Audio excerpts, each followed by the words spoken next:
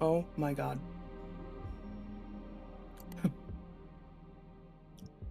Hey, London. Once again, London is captain.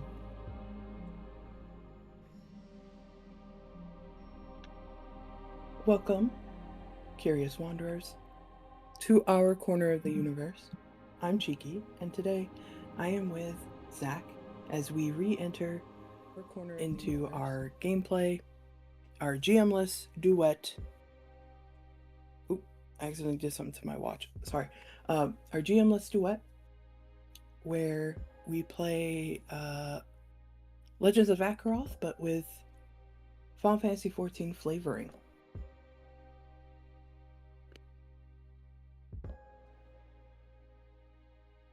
Was that good?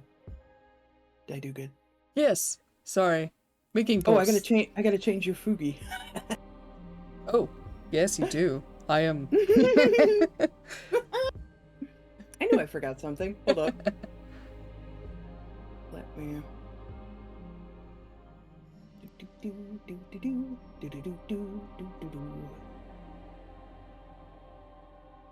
Hold on.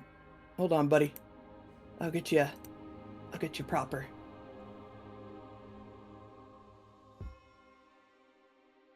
There you go. That's my buddy. Okay. Oh, I posted here already.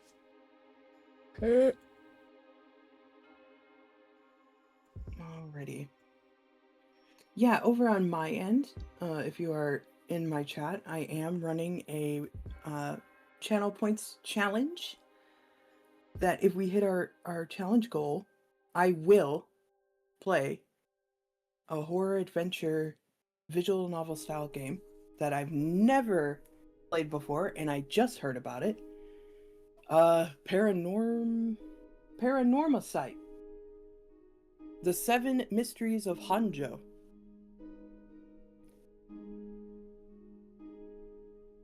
Thank you for all the ginger pieces. It's totally not because I just want all the ginger from you guys.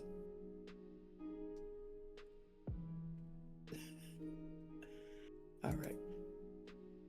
Okay, I think, yeah. I gotta dig up my music files for... Okay, good. We're gonna do... For now, we'll just do with good old elf meditation. I'm almost done. Here we go. Okay, let's go. London, what do you call an attractive character in LoA? Enlighten me, London.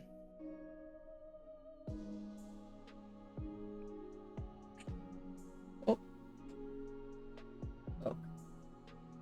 I did not snacker. Wow. I gotta... A Legend of Snackeroth is amazing. I got... That's a winner. I'm gonna go post that in the Cross Paths Discord, so yeah. I'm on it. I will give London the fish. I'm just eating my breakfast anyway.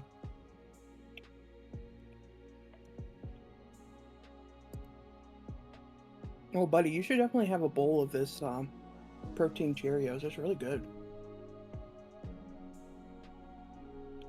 There you go, London. That was really good. I like that. Oh, we didn't fix the fish thing. Oh well. Well, on my end, it works. Ooh. Yeah, I know. It's just, it's fishing on my side too. Oh, good.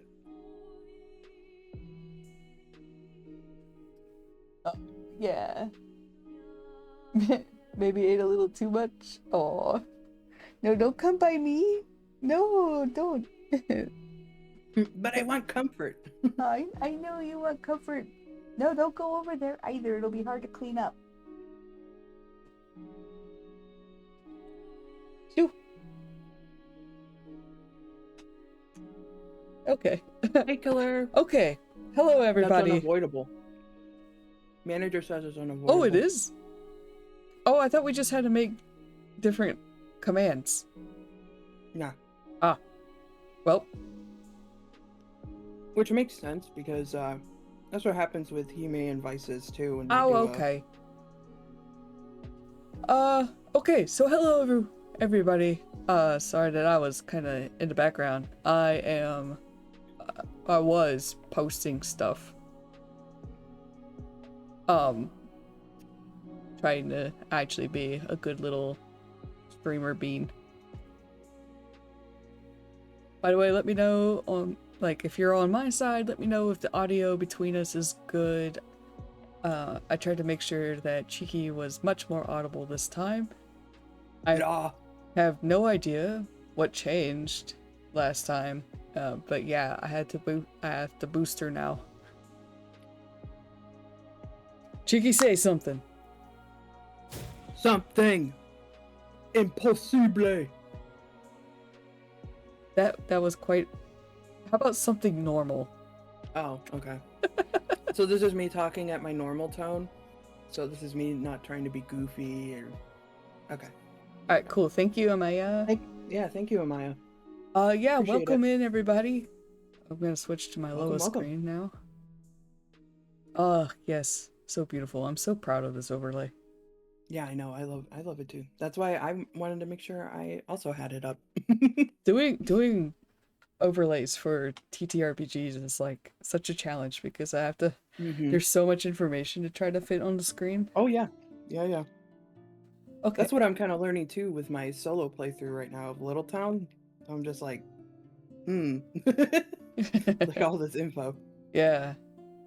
Okay, so I saved the game. So I can read that out loud. Go ahead. Alright, so what you just did. Oh, wait, I should also say, by the way, Legends of Akeroth is now open for late pledges. I pinned the link in the comment. I think it's still there.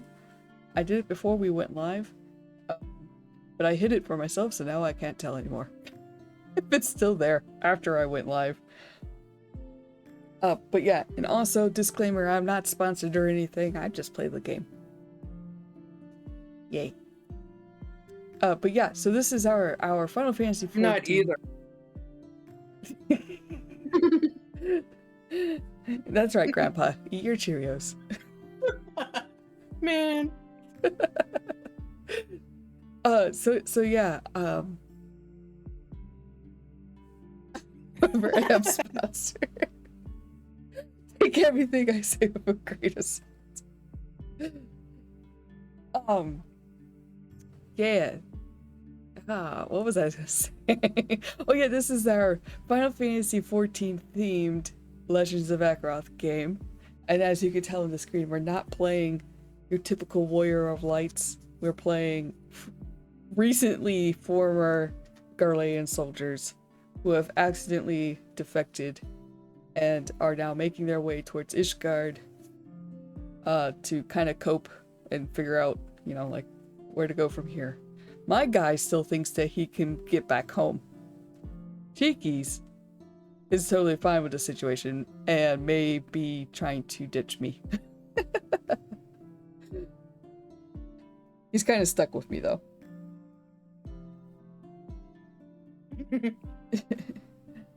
Yeah, accidentally. We can't go back to the military base because it's going to be very suspicious that we were the only two survivors, and then like we might be spies because at this point it's been some time, but the Empire in this region got their asses whooped basically. So, and also too, like my character isn't any safer either because he's already working as a spy for them, so they don't trust me as far as they can throw me, essentially, because in their eyes I could easily just turn coat. Yep, you're at the drop of the hat. Yep. So I'm in no better position than Zack's character in this. Yeah, because even though my guy is half Garlean, he doesn't quite look like it, and his father is like of some standing, but not that high of a standing, and also his father is a member of a faction that has been pushing for peace. Peace with the conquered nations. So his father does not have like that huge of sway. So yeah, what we did in session 1, we survived the ship crash. We fought a giant. Nearly died. Umbrius was so awesome though. And then where we stopped, we made it to White Brim. It's quaint. Because I have a city boy. What's unresolved? How do I get a letter? I was gonna say, that's Larius's depiction of this. What's unresolved? How do I get a letter home to father? Does he think I'm dead? Papa! Papa! Papa! I'm in danger, Papa! Papa! What calls them forward? Umbrius said he overheard Ishgard's gates are open to outsiders now, and that there's talk of an adventurers guild forming. He seems interested. Adventuring sounds kinda dirty, but also kinda epic. I could be a hero like those books I read. At the very least, maybe we can at least get some money, so we can get back home. Oh, also Cheeky's character has a 3-legged war pug. Yep. It's He doesn't have a name yet, because yeah. They just bumped into each other, but Yeah. The dog was on its way to be dishonorably discharged. Retired.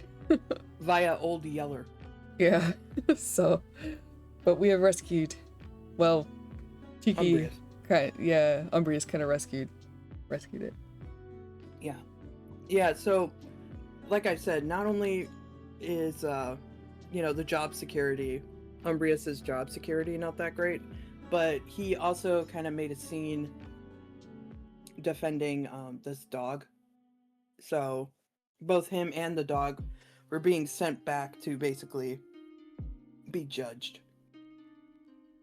So. And then the crash happened. Yeah. So Umbrius thinks that maybe some higher power is looking out for him. But also, this higher power has a sense of humor because Umbrius is stuck with Lars. So.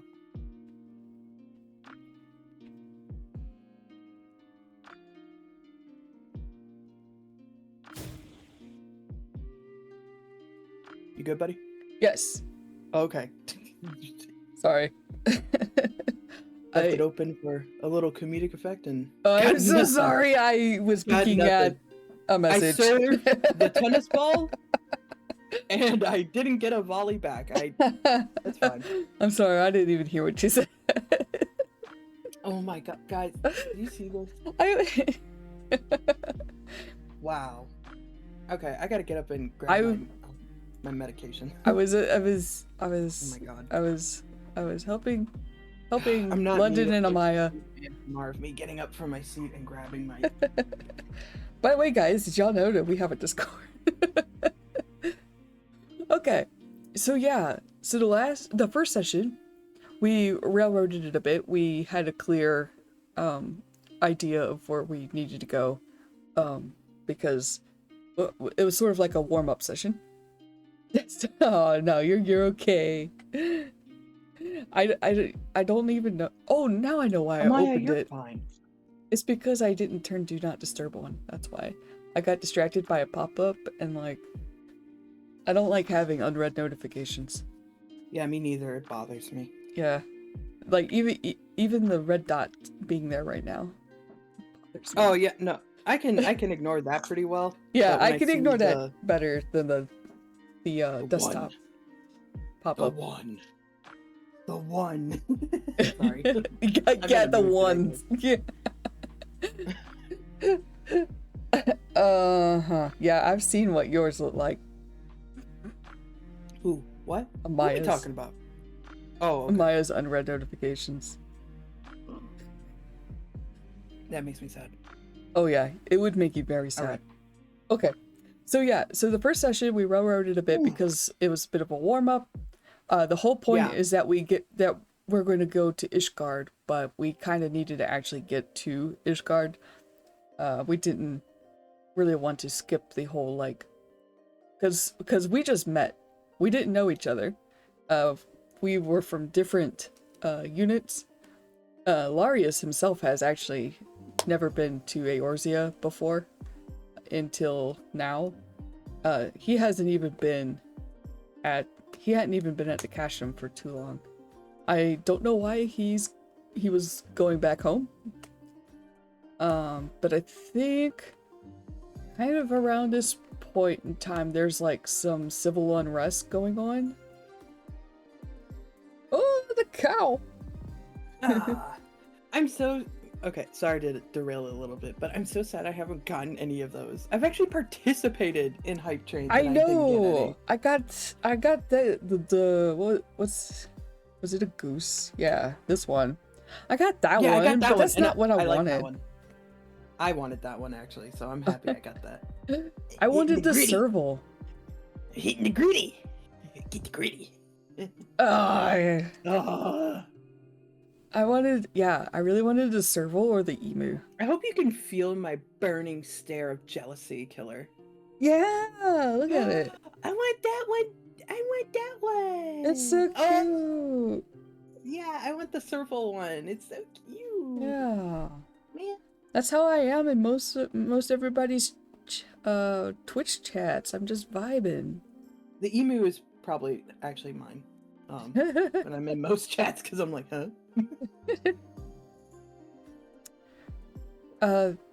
Let's shoot. Uh-oh. Yeah, I'm the emu right now. What was I saying? We're trying to get the coffee in us, guys. The coffee. Yeah, the coffee is late. The coffee was not coffeeing. It was not coffeeing, guys. Is that a toad or a frog? It looks like a toad. It looks like a toad. He's fat. I like fat toads. Mm-hmm. Even better when they do like the little high-pitched squeak thing. That one's cute too. The fish. Yeah, the fish. Yeah. I like that one. So cute. Yeah, but no, I had the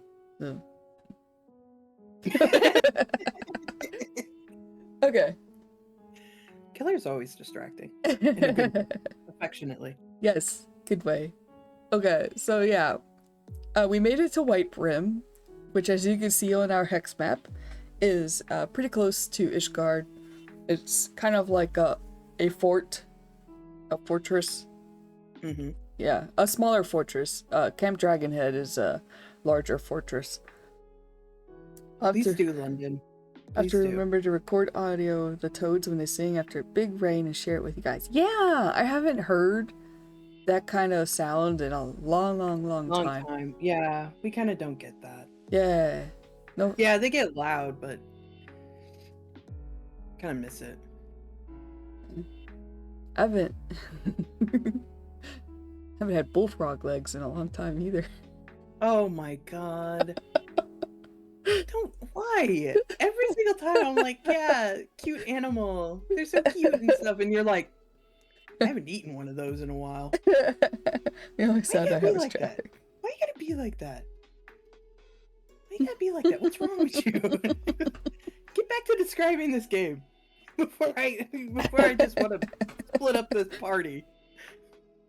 I don't know. I actually can't remember if I even liked them or not. I was like really young. So yeah, we made it to White Brim. It's a fortress. So far, so good. No one knows that we are actually soldiers, because we're not dressed the way you see us on the screen. Yeah. Eventually, that lasted like 5 seconds, and then we immediately. This is just to indicate who we're playing as. Like we're playing Garleans. Yeah. Zach pining for the legs. I mean, I like eating. I like eating chicken. Just don't tell me you're gonna eat your chickens. Yeah. I don't want to see their face. Actually, wait, do they have names? Do your chickens have names? This is very important. This is very important. If they... Only a few? Alright, I guess you can eat the ones without names. Oh my god. Most have had names have been snatched by the wilds. Oh my god. You don't have names for your chickens? Aww. I would name every single one that we had. Yeah. Have. Yeah, no, same. Will have. Yeah. Will have. Ooh. 18? Wow. That's my favorite number. Now down to 13. Aw. I'm fond of 13 as 13? a number. Oh, we could... Buddy, You have like 50? Oh. You have 50? Well, okay, in that case, London, that kind of makes sense. You have 50 fucking chickens? Buddy, I have like 70 chickens. What? London, you never gave us any images that indicated you had that many. This whole time I was like, oh, she's probably got like 5. Yeah, she's got like 5. That's what I was thinking too, like 5, 7, 6, 7. It was right there, and I...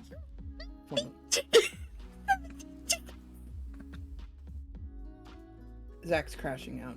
The mic isn't picking it up, but Zach's crashing out, actually. I can hear them in the other room.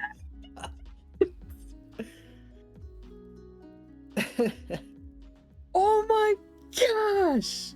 Buddy, I was just thinking, if we got 13 chickens, we could call them Organization 13. Oh my gosh. It'd be funny. And the bossiest one would be... what's his name? Zemnis? Zemnis, okay. Yeah. How are you supposed to put their flavor? Oh my god, 70 chickens! 70. Oh my god.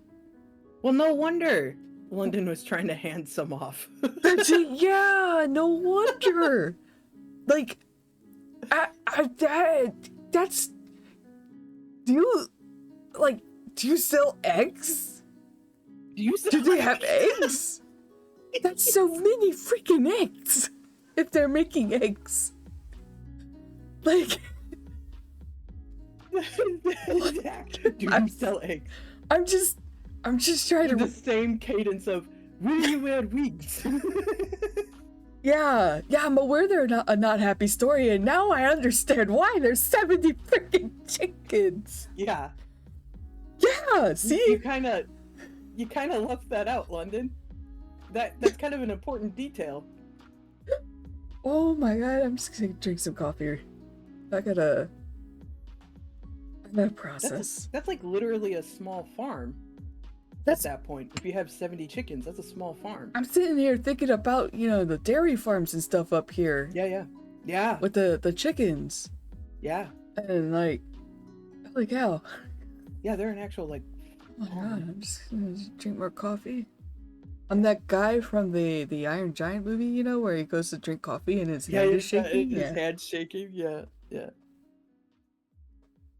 Guys, this is important, okay? Okay, yeah, no. This is very important. London just shook the very foundation of my knowledge. Zach's never going to be the same now. I'm never going to be the same again. Point. 70 chickens. 70 chickens. With proper training, that's a standing militia. Wow, killer. Imagine all of them with little foam swords.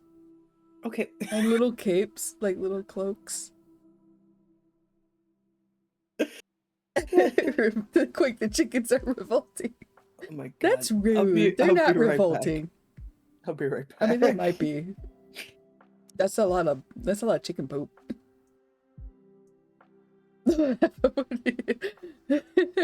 Okay.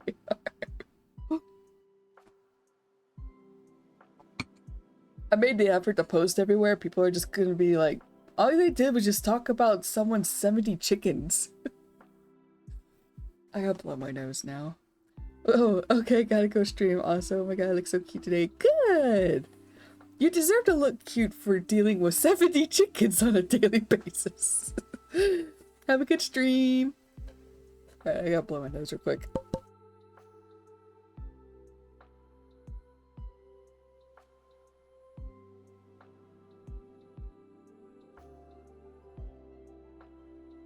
I mean, they can get smelly. Revolting seems a bit extreme. Moments before being mauled by chickens.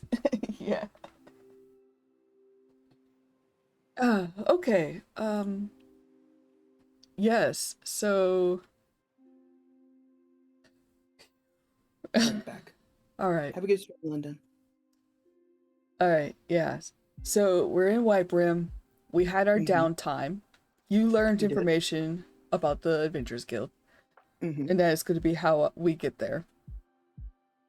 I'm so disappointed in all of you for not getting the reference, though I guess technically you did get the joke. I'm so sorry, Amaya. I am... Yeah. I'm trying to get the coffee into me. You're the angel to all the rest of our devil upon the shoulder. Okay. So yeah, on the map, you can see we're in White Brim right now. It will take... This is spread across 2 hexes, but I think it's going to be more like 1 hex. Okay. Just because it is kind of a direct path from White Brim to Ishgard. And so yeah, we'll set out. And I think that's going to require us to do that means that Killer is the type of manager that's the fun manager.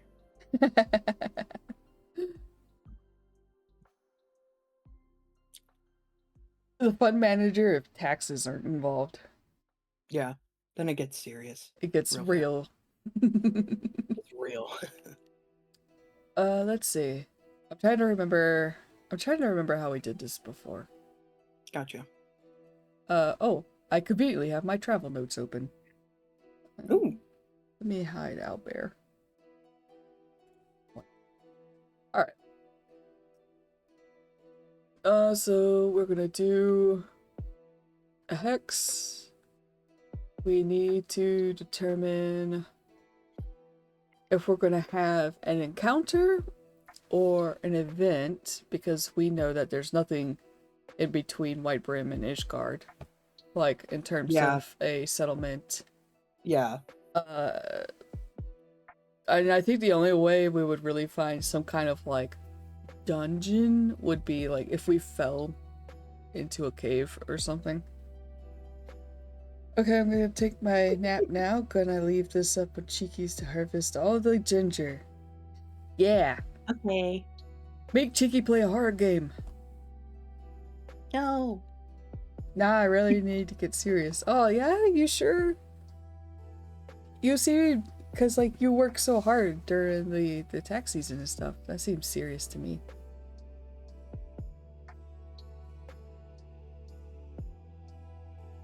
Okay.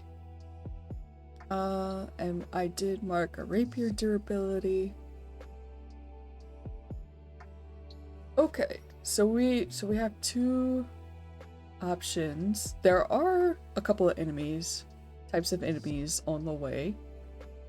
So an encounter could be possible. So how do you feel about doing kind of like a D4 kind of 50-50, where it could be an event or it could be an encounter? I'm good with that. I think that's fair. Oh, okay. How about you do the first roll of the session, and then we could do 1 and 3 is an event, and then 2 and 4 is an encounter. Okay, hold up. Oh shit! I just dropped one of my.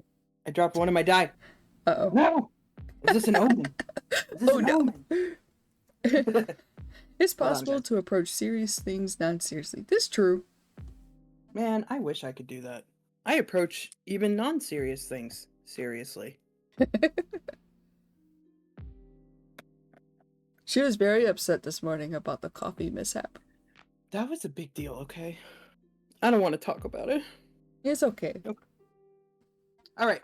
So I'm rolling a d4, correct? Yes. All right, here we go. I rolled a 2. Rolled the 2. Yep.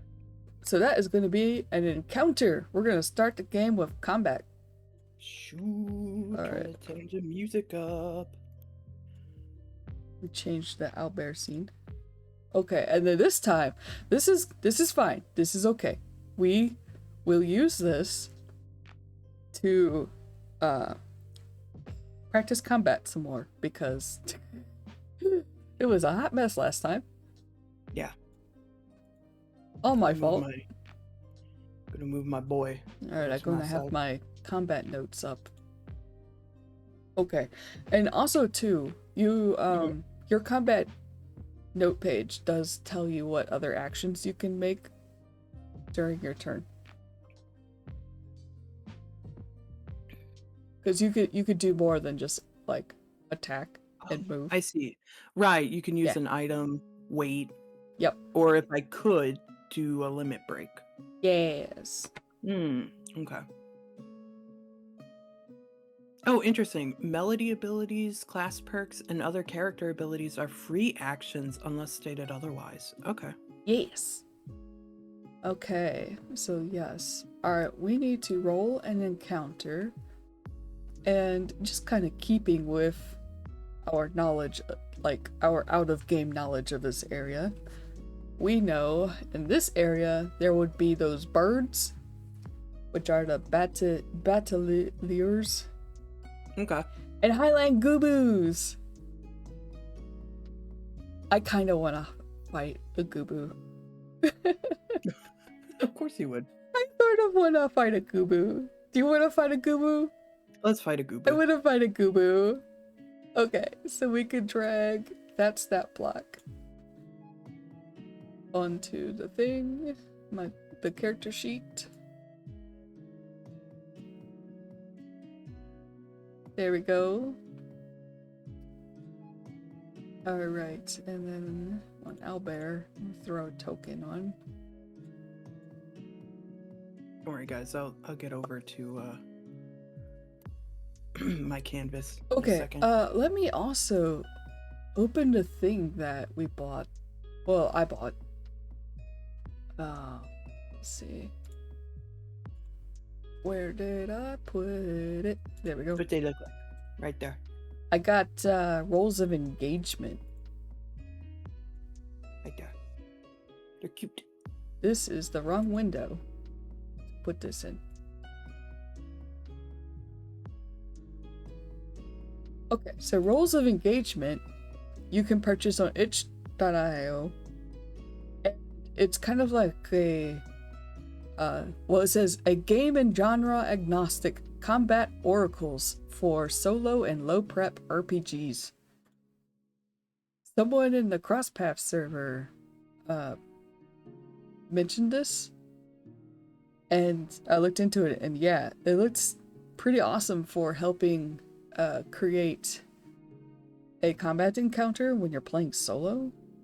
Because it'll tell you like because you know we're going to play on a grid and stuff, but we're not the game master. The game master usually determines like, oh, they're going to be over here and you're over here. So like how do we help remove bias of us wanting to set ourselves up for advantages, you know? Because like naturally we're both ranged, so we would love it if, you know, it was way over here. But, you know, a game master would not necessarily always play to your advantages. So I wanted to try to utilize this. Let's see.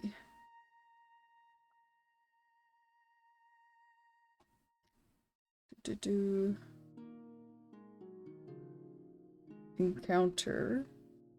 So maybe encounter range.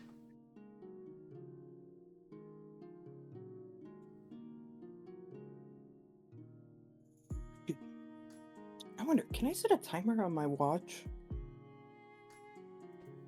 Yeah? For what? I don't see an option to do it. Oh. I was gonna set a timer for like an hour and a half, and then I'll take some ibuprofen. I'm starting to feel it. Oh no. Okay. Yeah. So I'm gonna roll a d6 to determine how, like, far away the Gubu is. Okay. Oh, look at that. Distant. Okay, so distant. We'll say over here because they're kind of passive. So so maybe something will happen that will catch its attention and make it angry. Yeah, maybe. Maybe the doggo sees it and it's just like, oh my god! What is that? What is that? And, Whoa, whoa, whoa, whoa, whoa. Yeah, and the Gobu's like, huh? Okay. So it does have, there's a surprise oracle so that you can determine if the enemy is surprised, if you're surprised. Battlefield advantage. Oh, we didn't roll for the weather. But I mean, we are just gonna do a quick, hopefully quick, jaunt over to Ishgard, so. Hopefully quick. It's probably snowing anyway. Yeah.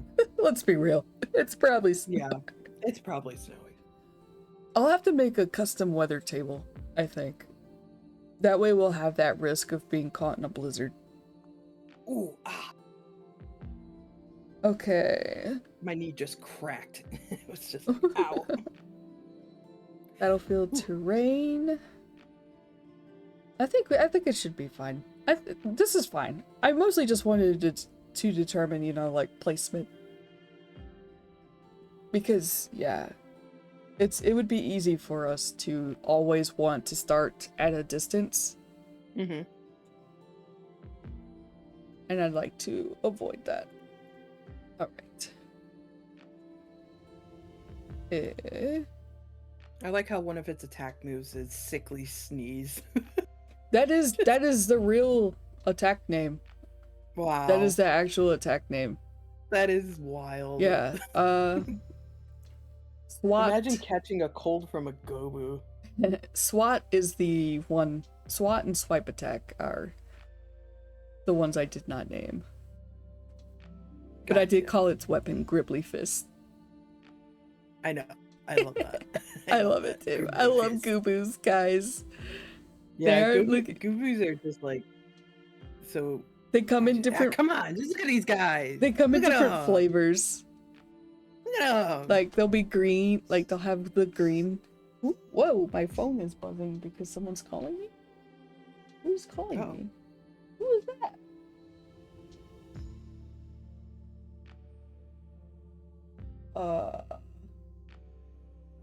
It says our town, but I don't know who that is. Well, they can leave a message. Huh. Okay. Sorry, I revived an old smartwatch that I had because I'm trying to do some activity and start walking. And I wanted to try to see if I can monitor my heart rate. So I dug up an old, like, off-brand watch and forgot that it goes off when I get phone calls. I haven't gotten a phone call in a couple of days, or a few days, so it kind of startled me. I was like, why is it buzzing? Okay. Yes, so, okay. I suppose before we, like, really set into this, like, do you want to say anything or talk about anything, as we, you know, we set out for Ishgard? Like, is there anything you want to do Because I know we just sort of like launched into this without any Oh, like. I mean, we're fighting right now, aren't we? Well, yeah. But I mean, like, you know, up until this point, like, how is Umbrius doing? Well, I'll have to say that after Umbrius kind of, learned that information in White Brim, he kind of he's kind of like formulating like scenarios and like plans and stuff like that. I mean, like currently right now, he's kind of thinking the nicest way to possibly part ways with Lars. That don't involve him pushing me off of a high point. Right. Umbrius would never. But yeah, so he's kind of like thinking about like what opportunities, what is he going to, kind of like preparing himself for it. And also too, on the side, he had like a little bond moment with that with the dog in that little thermal cave that we were in. So he's of course even more attached to this dog. So he's also thinking about what to name the dog. Yeah. Because like the dog does respond to like whistles and stuff because it's been trained. The dog has been trained to listen to types of whistles and stuff. But Umbrius would prefer to give the dog a name. Yeah. So that's kind of where his mind is right now. I will say that Umbrius kind of goes. He's the type of person that kind of gets in his head, in that he falls quiet, and it makes sense due to his work as well. There's a lot of like being quiet and observing. Yeah. So that's pretty much what he's been doing. I mean, he gave the necessary information to Lars and was just sort of like, here's the info, take it with what, however you want. But I kind of already have my own plans, so if our paths, split off from this point, then I'm not gonna cry over it. Meanwhile, Lars already thinks Umbrius is his friend. Yeah. Awkward.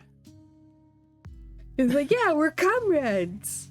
We're comrades. We're both lost, stranded, trying to get back home.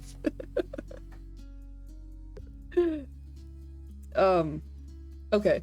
So yeah, Lars is probably a bit more refreshed now. Probably didn't sleep too well on a cot. His pampered backside probably didn't agree with it completely, but he did have a busy day, and he also did get walloped pretty good by the giant the previous day.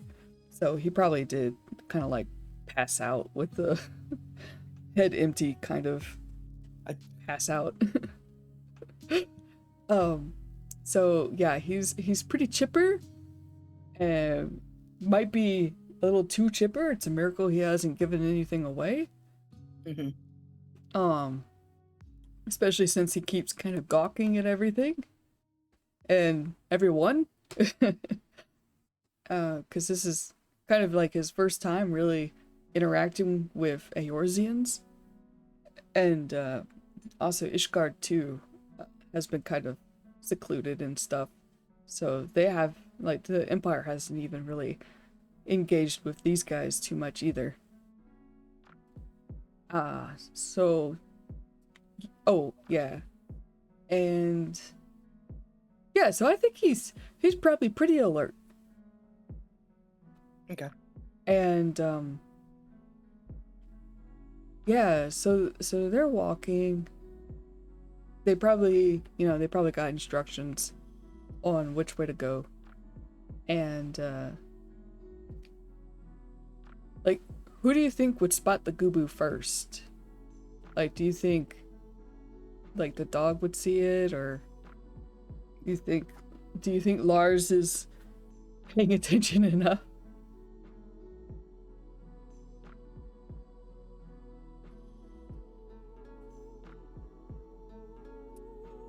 okay. All right. How about this?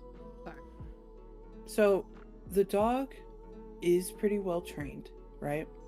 Yeah. So, what I'm gonna say is that Lars probably sees it first, but reacts in a way that's like, like, oh my gods, like really Exaggerated. exaggerated. And so, what I think happens is that Lars spots it, huge, surprise, startled, maybe a hint of fear reaction, right? Yeah. And the dog picks up on that, Uh-oh.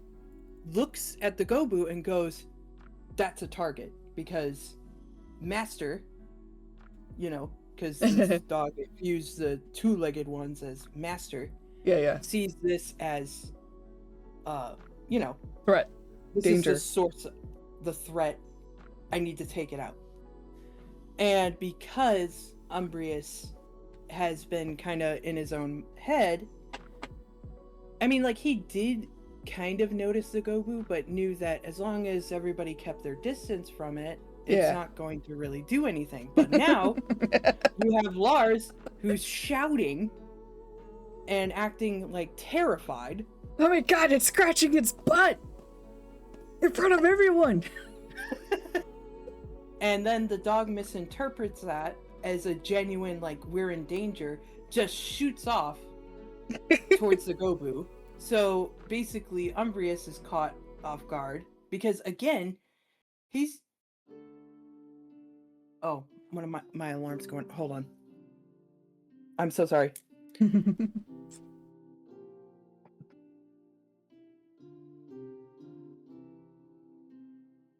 Okay. Sorry about that. I have my phone plugged up across the room and one of the alarms went off. It wasn't the one that I was mentioning before, but anyway. So Umbrius, because he was kind of in his head, and he's also very used to doing things alone.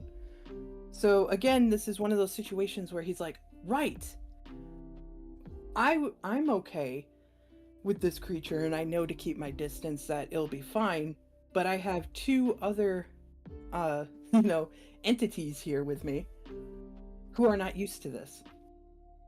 So, and possibly too, we could say that maybe the Empire had already trained these dogs to attack creatures like a Gobu. So, the dog just used dog math and was like, I got to attack this. So, yeah, so Umbrius is like, damn. And he can't even like respond fast enough to tell like Lars to keep his voice down and to inform him that, if you're quiet and you keep your distance, they won't bother you. But I mean, it's already too late because the dog has already bull rushed over there. So now Umbrius basically starts drawing his weapon because now it's too late. All right. So this poor Gobu. Yeah, pretty much. This poor Gobu just was just chilling, scratching its bum, and dog math is a mood. Yeah, dog math, quick math. And yeah, so we're gonna basically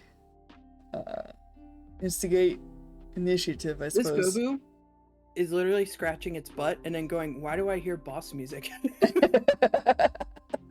And then all of a sudden, it's like this song just comes up and it's just like, what? Okay. So yeah, the Gobu, let's see, how far did I put it away? 1, 2, 3, 4, 5, 6, 7. 7 squares. And then my revolver has a range of 5, so I'll have to move in order to attack. So I guess we should probably move the dog probably like here then, right? Well, we were gonna treat Yeah, I suppose maybe about like halfway, maybe. Okay, so that would be Because we're gonna kind of treat okay. your dog as kind So, of like a so ranged the attack. dog will probably be about here or here, Yeah. right here. Okay.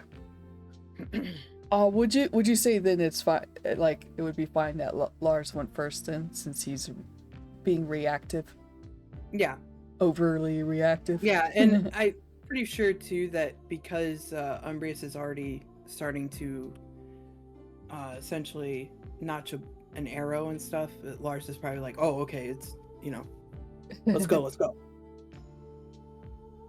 And too, I don't want to speak for Lars and stuff, but maybe Lars at this point too is just like, oh no, the dog, Oh yeah, well yeah, no, he sees this big thing. The dog is going, and he's like, I need doing the to dog gonna thing. fight the big thing. The big thing's gonna come after us. He doesn't know that it probably wouldn't have, but Yeah, Okay.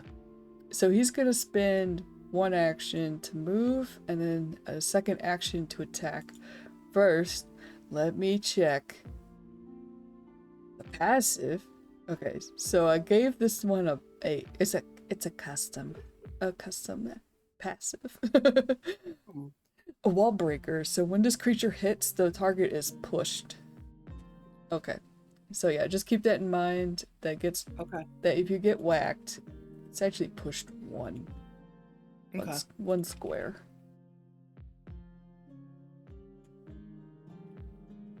Probably should have specified Actually, that. let me check. Okay, and he has a breaker, but I'm going to be using my revolver. Okay, so then the revolver, and we're going to calculate damage correctly this time. Okay, 1d4 plus his primary, which is soul.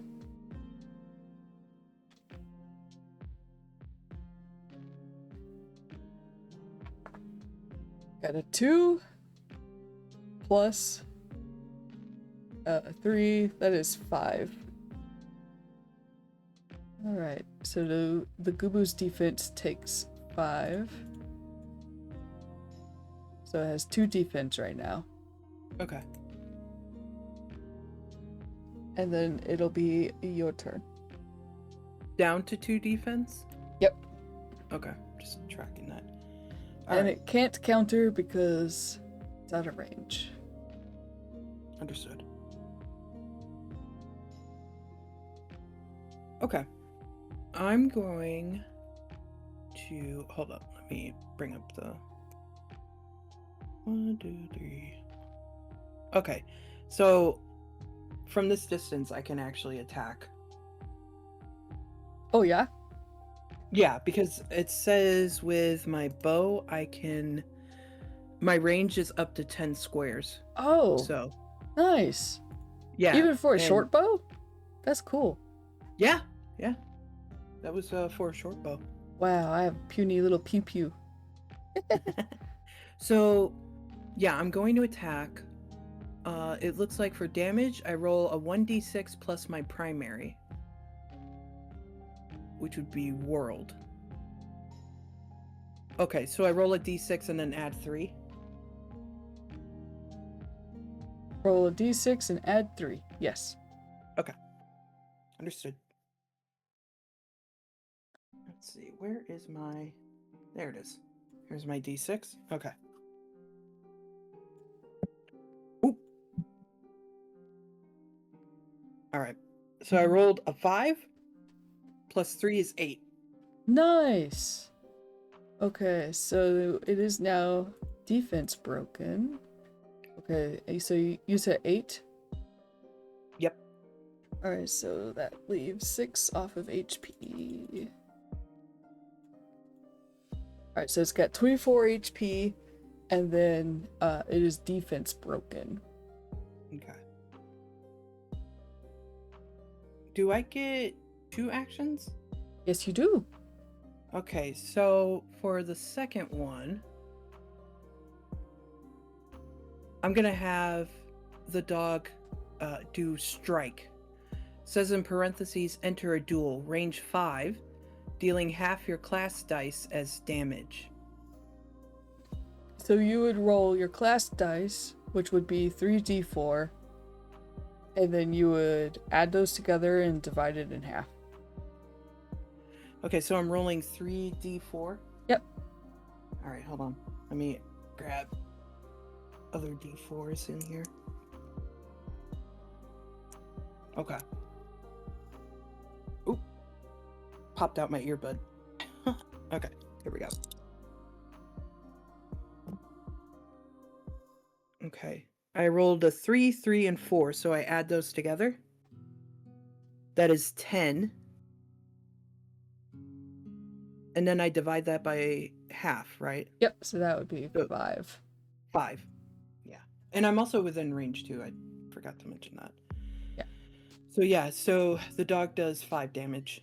Okay. Alright, cool. So that's 19 HP. Oh, wait, hold up. That was non-status damage. So that is actually doubled. So that's another 5 off. So it has 14. Alright. Sick. Alright, so now it's going to be the Gubu's turn. The instinct is 1 brain cell. It pursues the first person to attack it, which would be me. Which would make sense because I'm the closest. I gave this thing a speed of 2. That's not going to make it to me. I feel kind of bad.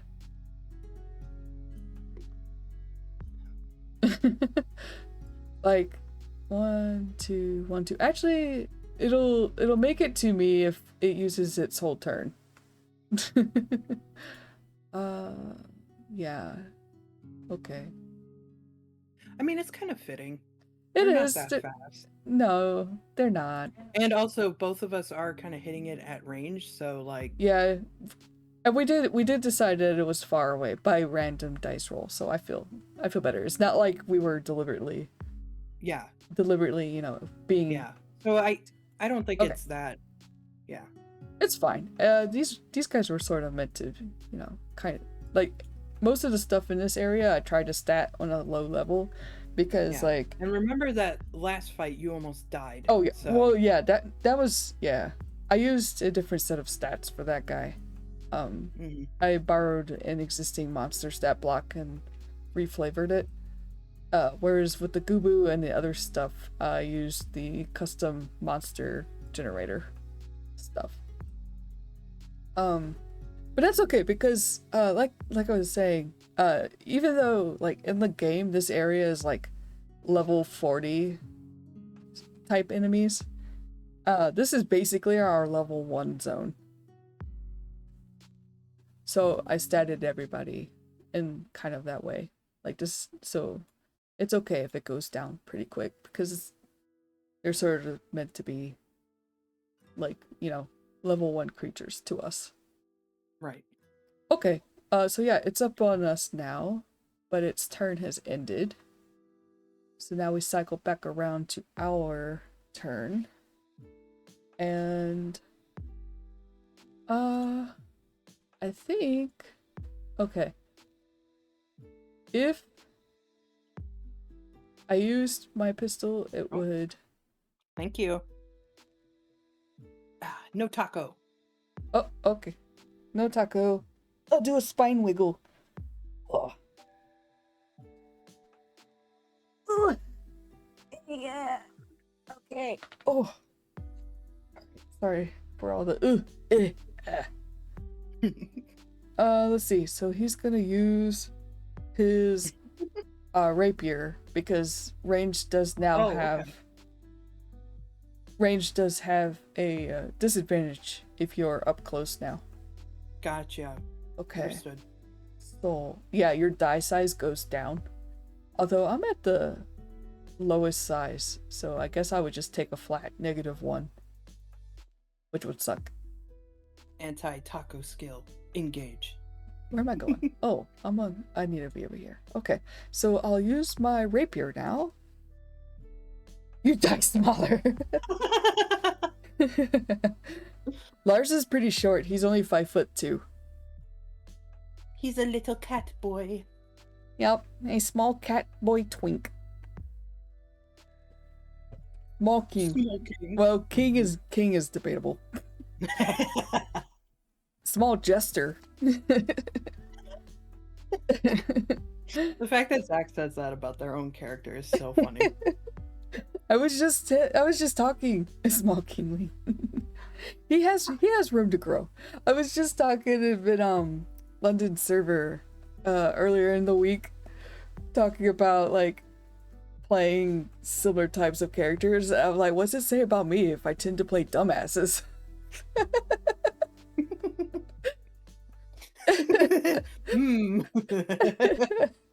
But somebody said that you believe in the potential of character growth, and I'm like, oh, you're right. Okay. Yeah, rapier. So rapier is also a 1d4 plus his primary, so nothing too big, but that's okay. It's just sort of like, it's probably a pretty fancy rapier, because like I'm thinking that he was into fencing in like whatever academy he attended. Okay. So like rather than like the slashing kind of swordsmanship the gunblade users would use, he, you know, kind of has more quick, nimble, stabby kind of stuff. Yeah. I've got one in the works that is mental illness plus chaos. It's definitely me. Mine are usually very stoic and sad, so. Oh no! I missed. How could you miss? Ah, It's a rolled a 1. gooboo. It's a gooboo. Okay, so now that this thing is upon him, he sees how huge it is, and okay, he falters, and we'll say that he has to kind of focus on reestablishing like a good spot to be in, because this thing is huge and it has very long arms. It also has a bunch of teeth and its breath stinks. Okay. Alright, so I'm gonna use my second action. Ooh, I crit! Oh, good job. What happens when I crit? Oh god. It's been so long. Okay, what do I do when I crit?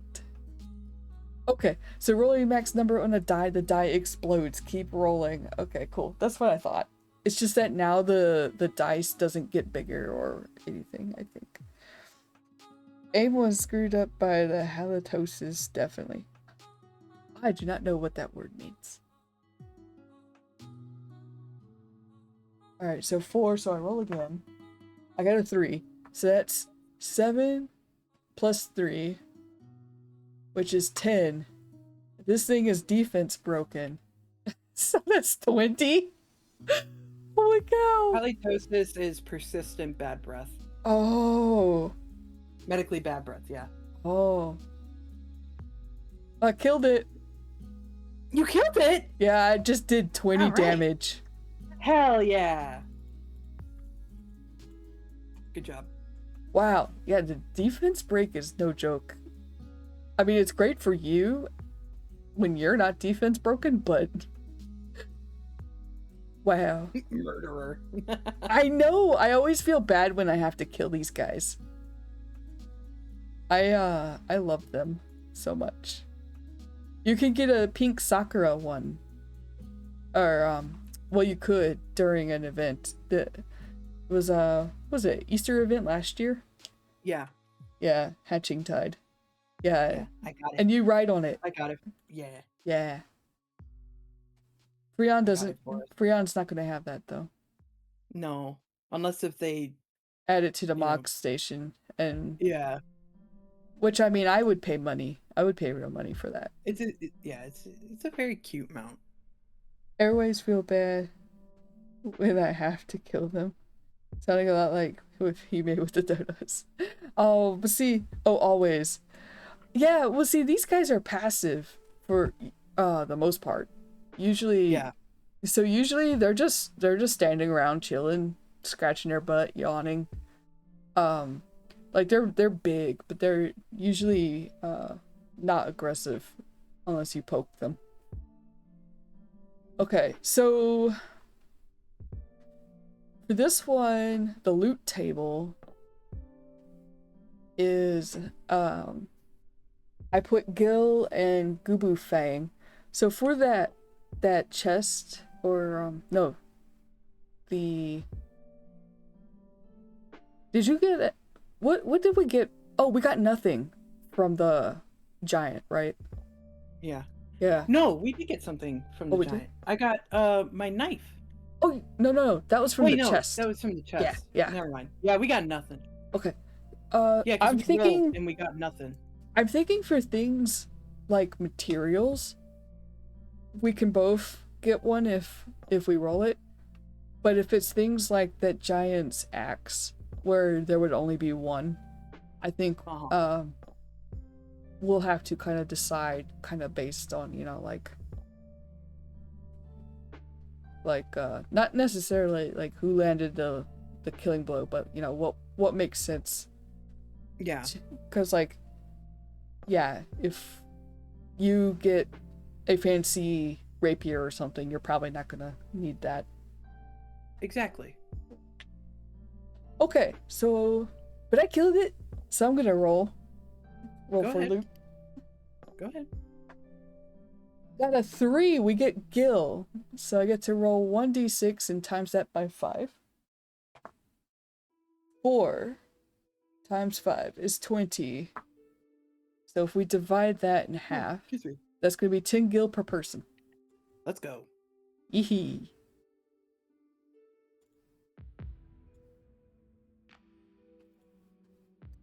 Cool. Because, yeah, we are going to have to start saving up for new armor. Holy cow. One of us needs it more than the other. Hey. I'm also going... XP? Do we get XP? Yeah. I'm also going to mark... Did you use your bow? You did. I did. So you'll have to mark a durability. Oh, yeah, okay. I use my revolver this time, so I get durability on both. Also, I just realized I need to have the LoA book up, so let me grab that. Yes. Just in costs. Okay. And then XP, yeah, we're just gonna assign XP as we go. By the way, I think I did also give us slightly incorrect XP last time for the area discovery. I think we're supposed to divide that between players. Oh.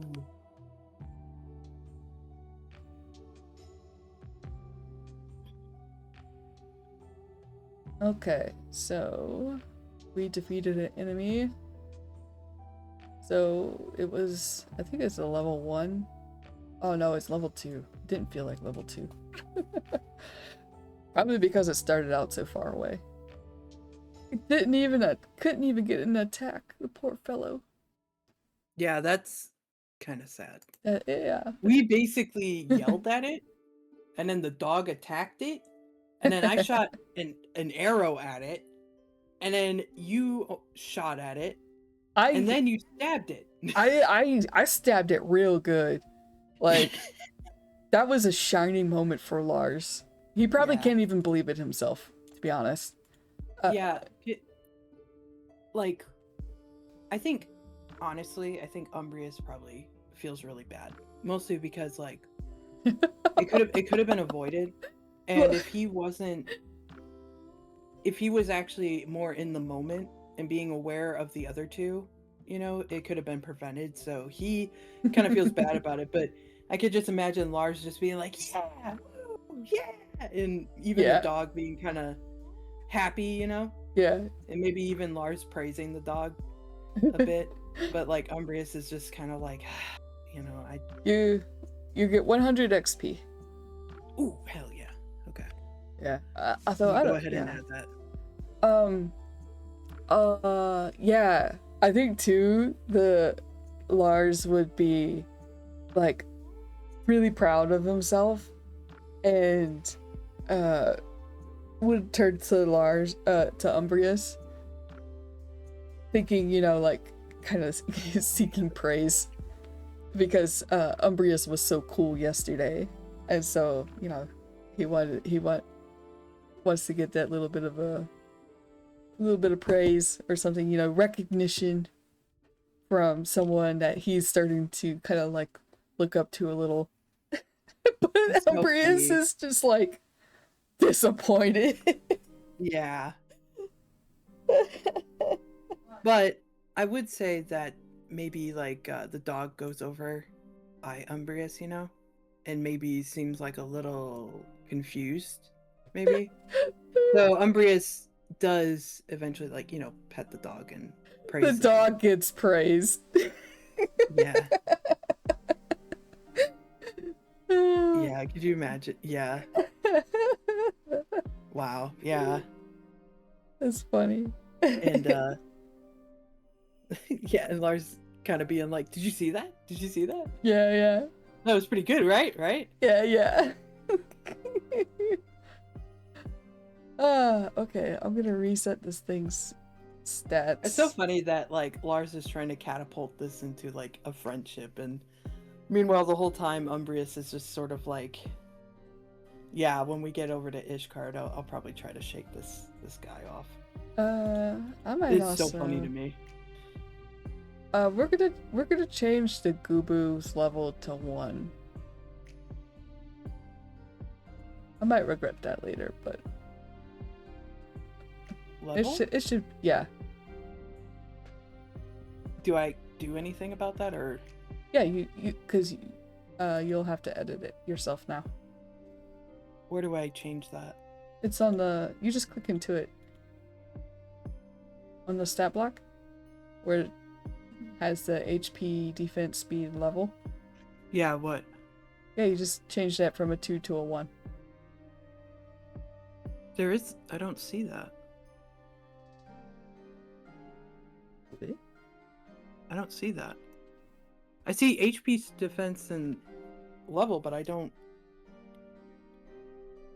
Well, you said level? Oh, level 2. Level. Oh my god. Sorry.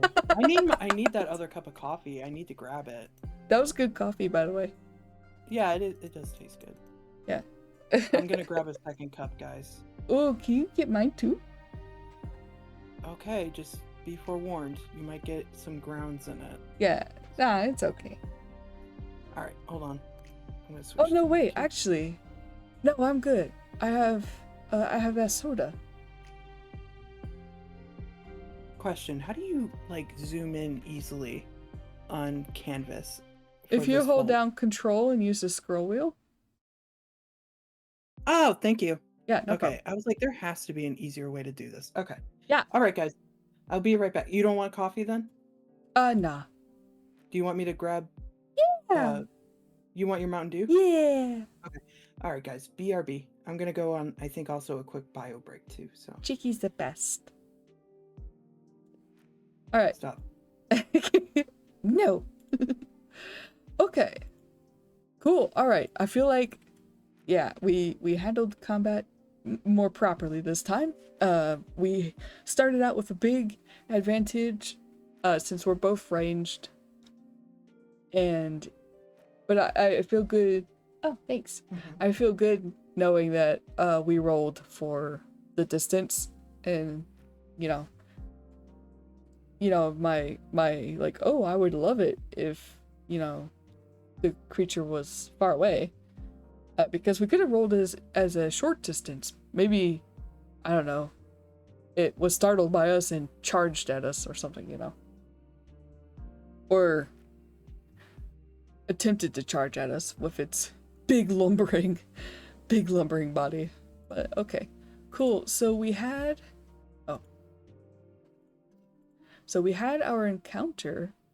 So what comes next is we'll enter Ishgard, which means I better get the Adventurer Guild section up, because we're gonna use the rulebook to create our Adventurers Guild. And this Adventurers Guild does not exist in the game. I don't think. Ishgard does not have one. The 3 starting cities do, though you kind of don't really do anything with the guild. You just sort of start out there, and then once plot things start happening, you kind of don't really ever go back. Let's see. Where was it? There we go. Guilds and bases. We're gonna aim to get a base too. Of our own. Where we can farm and stuff. But that's gonna be later game. Like, for us as players, that's our goal. But we are going to be seeking that out as a player. Our characters have no idea. Like I said, my boy still thinks that he can go home. I mean, he might. Maybe later on something happens. I didn't get a voicemail. Thank you. From that call earlier.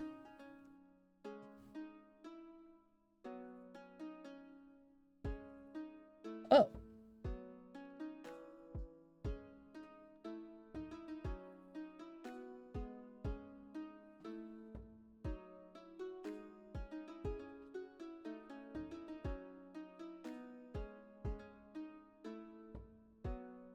No, I did not need to know about a cousin's coupon. Go away. We can't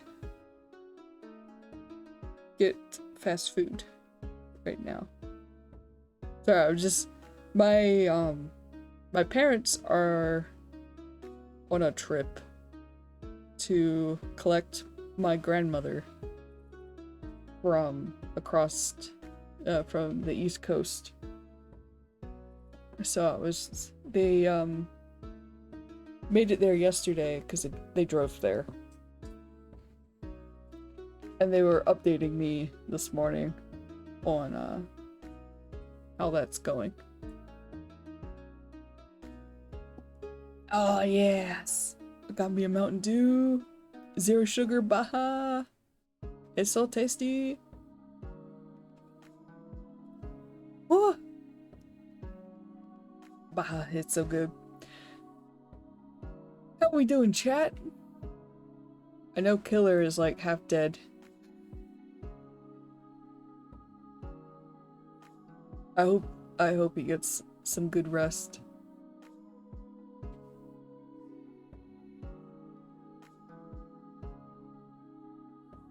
Brains.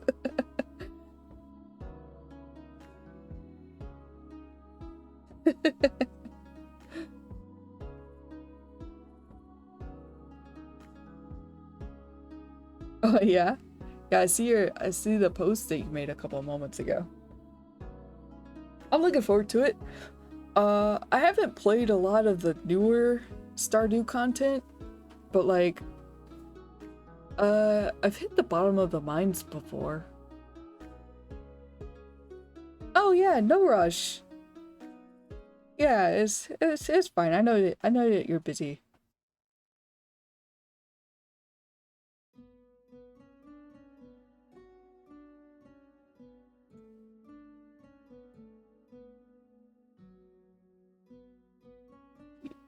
Let's see. Oh, Oh, right. Oh, hey, there you are. Yeah. Oh, my YAML looks good. Yay. Yeah, I need to do that. I'm going to do that today, I think. I'm going to hunker down and try to figure out how to do it. I have no idea what I'm doing. So,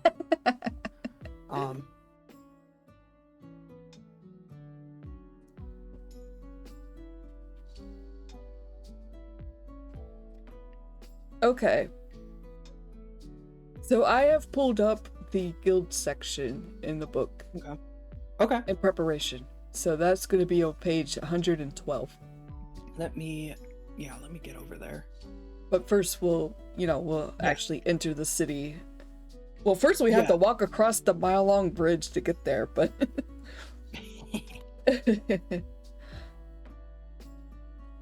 we can connect to make sure you have a fun torture experience, Cheeky. Yeah, I was gonna start pestering you, killer, in the that whole archipelago chat and channel. I was gonna start being a little menace because I want to set up mine. I'm starting to feel the FOMO. Everybody's getting turning theirs in, and I'm just like, oh, I gotta do it. So I keep thinking that I'm like, oh, I'm gonna start playing it soon, but it's still 2 weeks away. I'm like, yeah, it's 2 weeks away. I want to be on it. I will not be the weak link. Yeah. I will not be the weak link. Yeah, because I know once it actually starts, I'm definitely gonna be like, I'm gonna be playing. Yeah.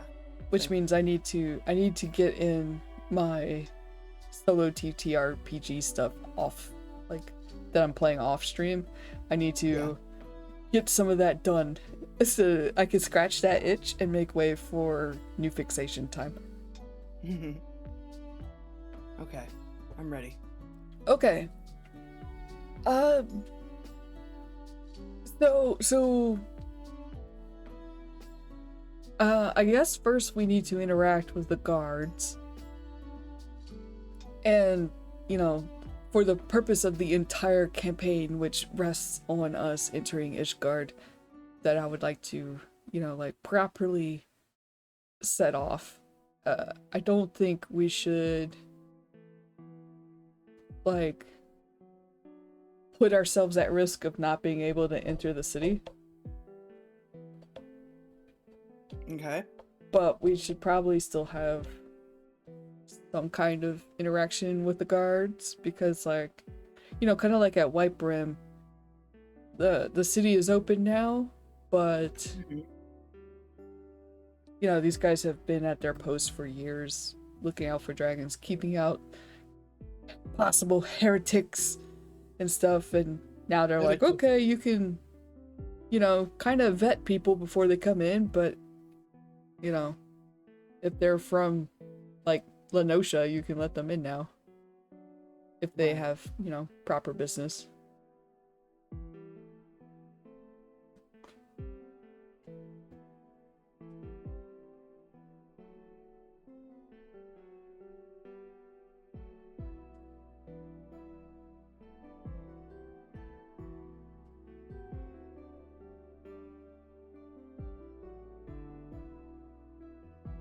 I suppose if we handle this poorly, they could let us in, but we'll be on keep an eye on these two, which is something that you wouldn't want. I mean, no. Lars would not want that either, but he's kind of oblivious.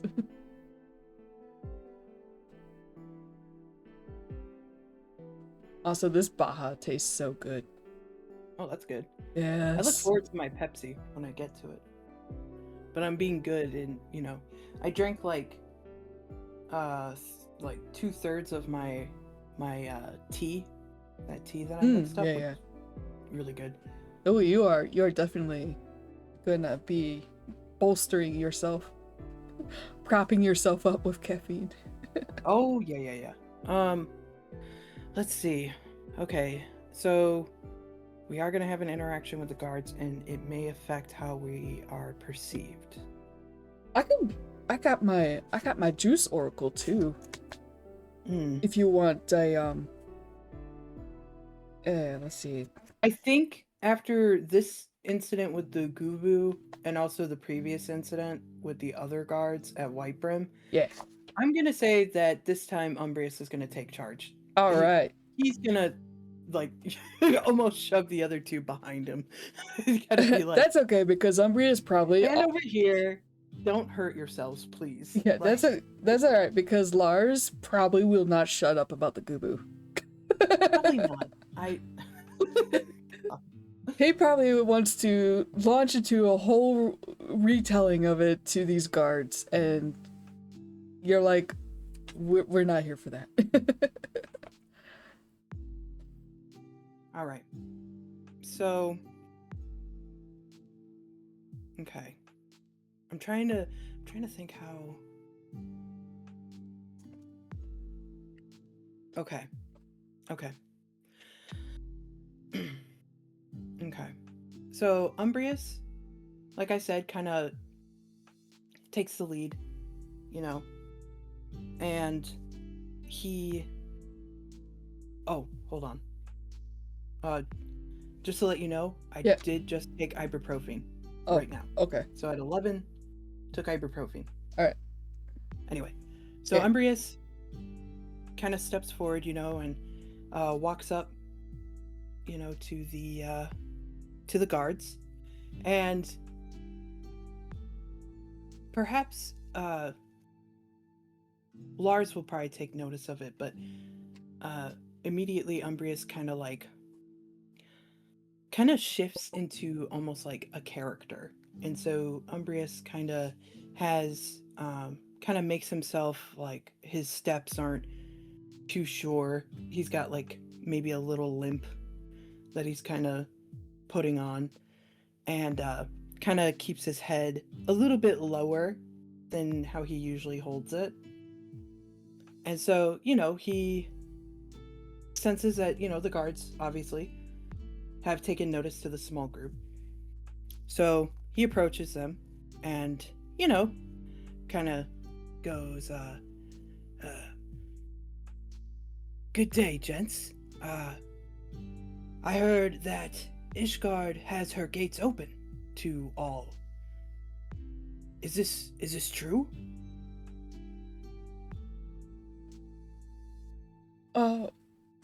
Do you think, do you want me to roll and then see the various keywords we get? Yeah, go ahead. Or we could do it to where we treat it as kind of like a check, where you could roll, if you're doing kind of like a deception kind of thing, you could roll the appropriate stats. I could. Yeah. For so what? Which Shadow? one? Would it be Shadow I would roll for? Yeah. For deception. Deception. Yeah, you could do like Shadow plus Mind, or you could do Shadow plus Soul.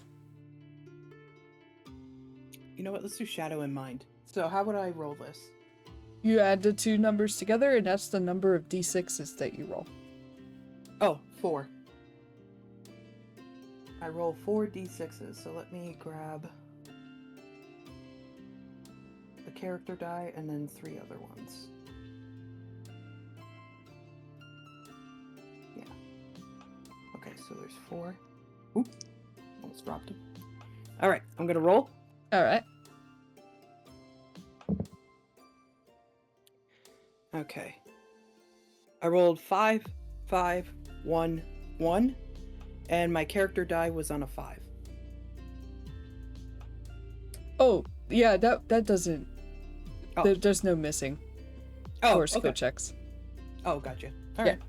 Yeah, so... 2 5s and 2 1s. Okay, so you got a yes, but... Okay. Basically, kind of thing. Maybe... Okay. I was gonna say, maybe... They're like, yeah, it's open. But maybe... your acting doesn't quite hit right. Okay. Maybe you overdid it or something. Okay. Okay, so they're a little wary. Yeah. Okay. All right. Okay, so Umbrius kind of picks up on that, so maybe he kind of dials it back a little. So then Umbrius kind of continues to, because like he has learned that sometimes if you just keep talking, that's also a good way to kind of blend in. So he kind of goes, "Oh well, you know, me and my mate and my dog, you know, we fell on a bit of misfortune, and so we're here looking for work, and we heard that Ishgard needs all the hands that she needs, and I got both of them right here." And he kind of does that, kind of does a little bit of the jazz hands, and It's so he's like, funny that you're putting on this this gruff sounding voice, but you got this youthful, slender elf. Yeah. Yes, but the less accepting version of yes and. Yeah, that's because she got 2 successes, and she would need 3 or more to get a full success. And you know what? Maybe that's why too it didn't really work. Yeah, because of how he looks, but why does he sound like that? Yeah, and you're like talking about how you want work, but you came up with a limp. Yeah, it wasn't that bad of a limp, just a little one. And he pointed out his hands. He said nothing about his legs. I'm just saying, my boy's smart. Also, too, maybe they're distracted by the jazz hands, and maybe they won't notice that he somehow loses the limp. So yeah. So there we go. That's pretty much what I got. All right. And also too that Umbrius is also kind of asking this as well to kind of see if the stuff that he was overhearing at Whitebrim was true. Because the guards would know. The guards would know what's kind of going on in the city.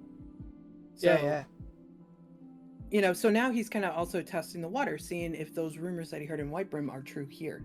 If they're, if Ishgard is looking for help, like more bodies to help restore and stuff.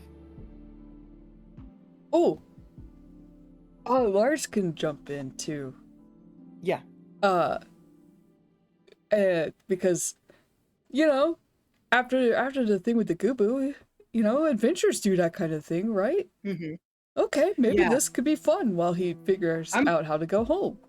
Yeah, I'm also gonna say too that the way that Umbrius had approached these guards, I am kind of being of the mind that he doesn't know how Ishgardian guards are. He knows how, the Limsa are. He knows how the Gridanian are.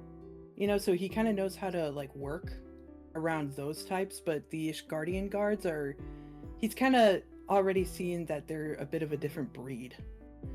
Yeah. So I think that also kind of fits that he wasn't entirely successful with them. Yeah, because these guys have also seen regular war, constant war for their entire lives. Mm-hmm. Yeah. Exactly. Best of luck filing your fantasies while you legend your Akeroths. Oh my god.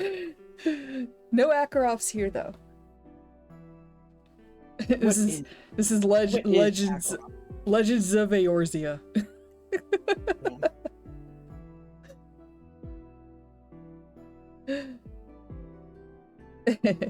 Fish. Okay.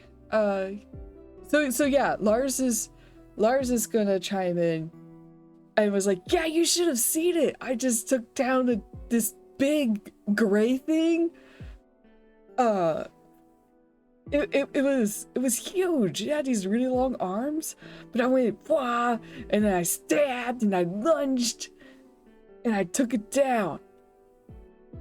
The dog helped, but I did most of the work.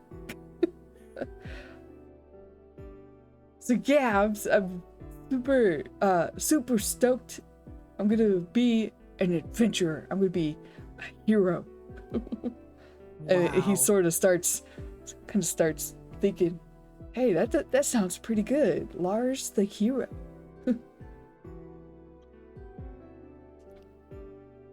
Yeah, meanwhile Umbrius is just like thinking to himself like, oh my god. A hero. Okay. And also too, he also kind of noticed how his contribution to that fight wasn't mentioned at all. But you know, whatever. So yeah. You know what though? I think Umbrius kind of lets it slide because I don't know. I kind of think that maybe the guards actually kind of like smirk at Lars, Yeah. you know, and they actually kind of relax a bit more from Lars. So Umbrius is like, you know what? Okay, all right. You know what? Let the Catboy talk. You know. Yeah, because they probably because at one point adventurers from Mordona do help out during certain events. Yeah. So some adventurers have probably come over from Mordona, or at least like maybe they're hoping a couple would come from Mordona, so they probably think that yeah, perhaps we're from Mordona or further away. And Yeah. glory seeking, Mm-hmm. fortune seeking. Mm-hmm.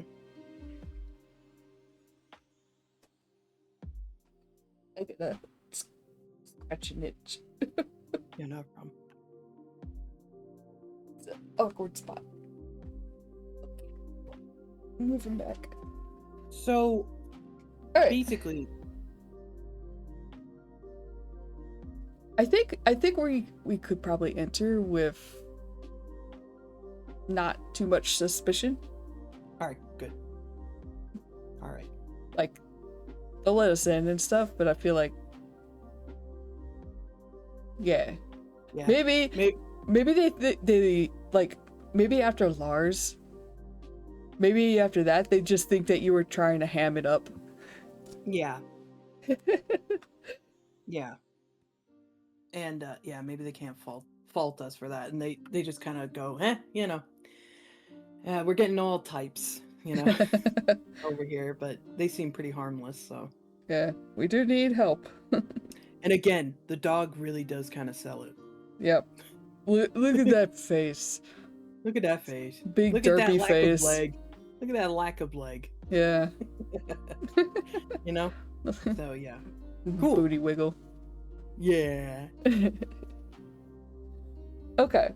Yeah, so I suppose we'll go ahead and then you are like the most poetic of the two of us. Oh my god. How about like how do you feel about you describing the city as we walk across the what's called the Steps of Faith? Okay. Which is kind of funny because it's a bridge. And if I write it out? Or do you want me to just freestyle this? Freestyle it. Yeah. Oh, okay. Oh, Hold if on. you don't want to, I can do it. No, hold up. You're just, you Okay. yeah. Am I doing this from like a narrator perspective or from my character's perspective? Like how am I doing this? Maybe kind of more narrator. You're describing what we see. All right. For anyone watching who doesn't know what Ishgard looks like.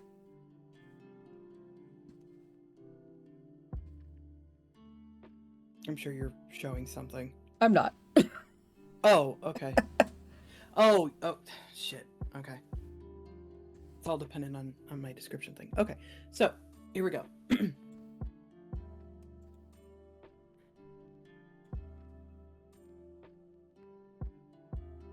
The two future adventurers and their dog walk past the guards and enter into the ancient city of Ishgard. The stones that decorate the the small roads, the alleyways, the walls, the towers, all cold and bearing the weight of thousands of years of war, of fear, but also perseverance. As our adventurers look about themselves, they see fresh snow covering the rooftops, while chimney stacks are billowing thick plumes of a warm hearth and hopefully even warmer families. And so the city that they have now entered feels quite different from their homeland. And yet, while they're surrounded by rock and dark wood, the two future adventurers feel strangely at home, cozy, as they walk into Halone's embrace. Yay! There we go. Yeah, so if you thought if you thought Lars was like gawking at White Brim and stuff, he is just... He's barely, like, his head is probably at like a 90-degree angle. Oh, just yeah. Looking up. Yeah. I mean, like, but even Umbrius too is sort of like just like actually looking around and maybe not even looking where he's walking a couple of times. yeah, it's just it's massive, like climbs high in the sky.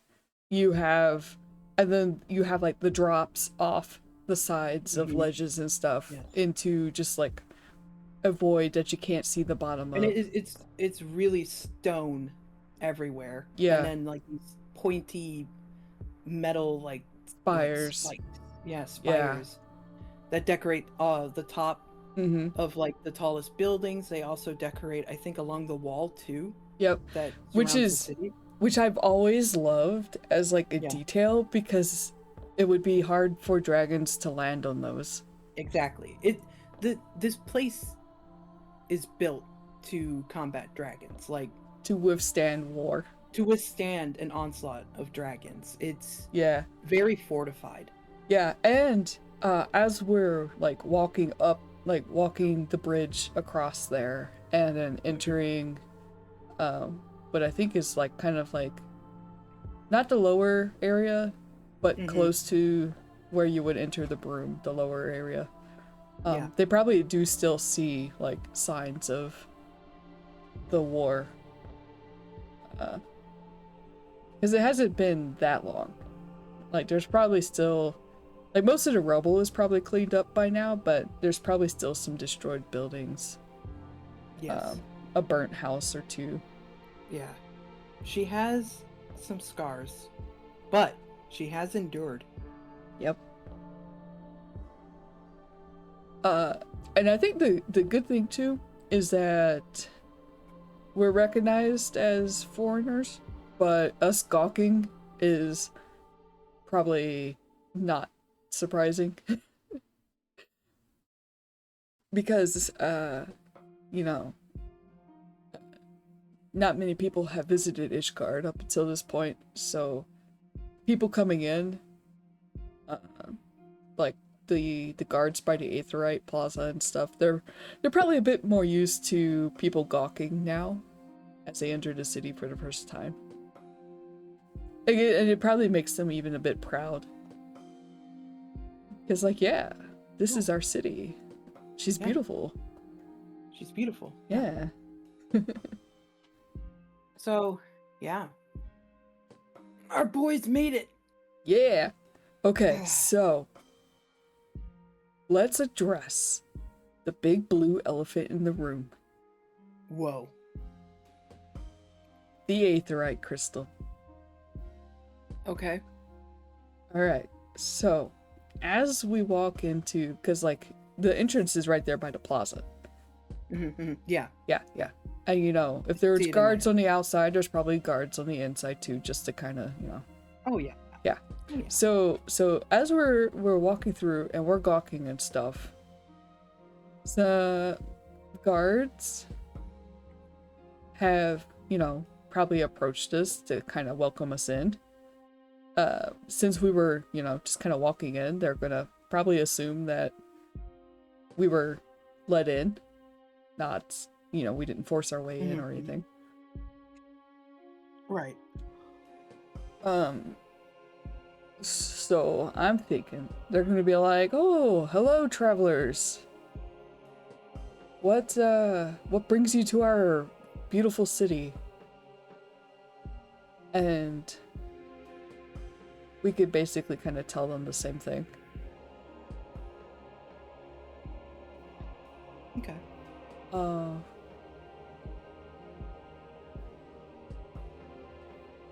But what I'm thinking is that they might you know, we don't have to repeat what we just did because it'd be basically the same spiel. Yeah. Yeah. But I'm thinking that what they would probably want to do next, after, you know, kind of double checking to make sure that we're not troublemakers or anything, they might steer us towards the Aetheryte. Since, you know, if we're going to be adventurers, we'd want to attune to that. And I haven't quite worked out the fee, because fast travel isn't really a thing in Legends of Akeroth, I think. But I was just thinking that we'll just pay, you know, to use the Aetheryte, and maybe we'll only be able to do it like once a day. Okay, that sounds good. Yeah, because I think even in the game, there's like a couple of passing mentions of like normal people not being able to do it too much because of how much Aether it takes to use them. Yeah, so I felt like, you know, once a day sounds reasonable, and I think it's also canon that they do take, like, they do actually cost money. So I just haven't worked out the fee yet, but we can work that out later. It'll probably be a little expensive. The princess woken up. Uh-oh. Yeah. You wanna come up? You don't know? You wanna come up? You okay? Okay.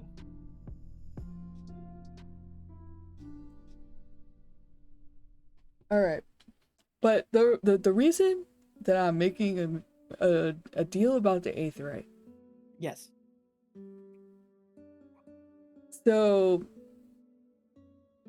we're being guided over there, Yes. and probably for the first time since Umbrius has been around him, Lars is starting to look kind of nervous.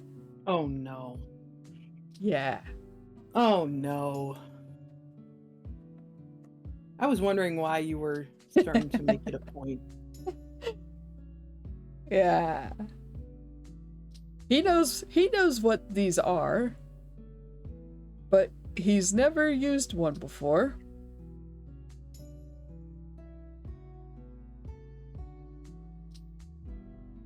He's never used one before? That's right. Actually, let me do something.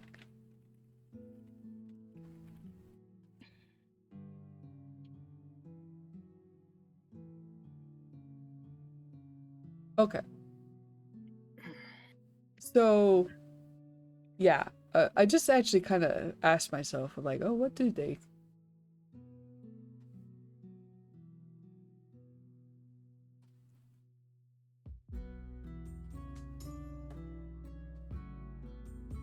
Yeah. I don't know what you want. Yeah, you want upsies? Well, come on. Okay. So, there's no... It doesn't seem to be like a lore, canon lore thing. about it. But I'm gonna freeball it. Whatever I said. Wing it. I'm gonna wing it. I should probably not be saying it. Jeez. Okay. I don't know where that came from. Aetherites, though. Alright, so, yeah. So, Lars is half Garlean. Full-blooded Garleans cannot manipulate Aether. Oh. They can't use magic. Lars is not full-blooded. Right. But out of character, which Umbrius does not know. But Lars pretends he cannot manipulate Aether. Okay. Yes. So he's just gonna make something complicated. He's gonna make something complicated. Because he doesn't want to admit that he can manipulate Aether? Yes. Are you Yes. I don't need to make a tragic story for Umbrius, okay? He's experiencing a tragedy right now. Well, he doesn't know. I know he doesn't know. You're gonna make him. Oh, you better hope that he doesn't find that out. Well. I'm gonna be slightly annoyed by this. Well. Here's the thing, though. They're pretending that they're Eorzeans right now, and like, the whole. There's probably some people who can't manipulate Aether, and there's probably some people who don't have a lot of like natural Aether or whatever. But Lars is not that bright. And he kind of has the assumption that all Eorzeans can manipulate Aether and can use normal Aetherites. And they probably have like Magitech assisted Aetherites. I was looking just now. And some people kind of theorize that perhaps the ones that we see in the game over in Garlemald, the Magitech stuff attached to them kind of bridges the gap in their abilities or something, or they just simply don't use them to teleport around. But shoot, I lost my train of thought. Oh God. I'm sorry. I'm sorry. So yeah, so he's starting to look pretty nervous though. Okay. Because they're pretending to be Eorzeans. Yes. But he doesn't want to admit that he can manipulate Aether. Because that's not Garlean. So he's experiencing a bit of internal conflict right now. Shit. Yeah, see, Umbrius is just gonna, do as the Romans do, because that's how he blends in. That's how you don't draw attention to yourself. Does he know how to use one? Mm-hmm. Okay. I'm gonna say yes. Do you want me to roll to see if he actually knows or not? Because I didn't consider that. But I figured he would be fine because he's not. He don't have a drop of Garlean blood in him or anything. So. Yeah. Yeah, because I suppose that would kind of depend. Because like the way I see it is that he probably knows of those, Yeah. But I could roll to see if he's actually used them or not. Yeah, because while they would be like handy to have access to, they're also like not guarded, but there's usually people around. Right, yeah. And there's usually like one or two like people kind of making sure that things, that no one actually like breaks it or something. Obviously, yeah. Yeah. So yeah. I would say maybe roll. Okay. Mm, so probably what, mind and world? Yeah, that sounds good. Because, yeah, okay. So that is 5d6s. Grab this one. All right. Let's see how this goes.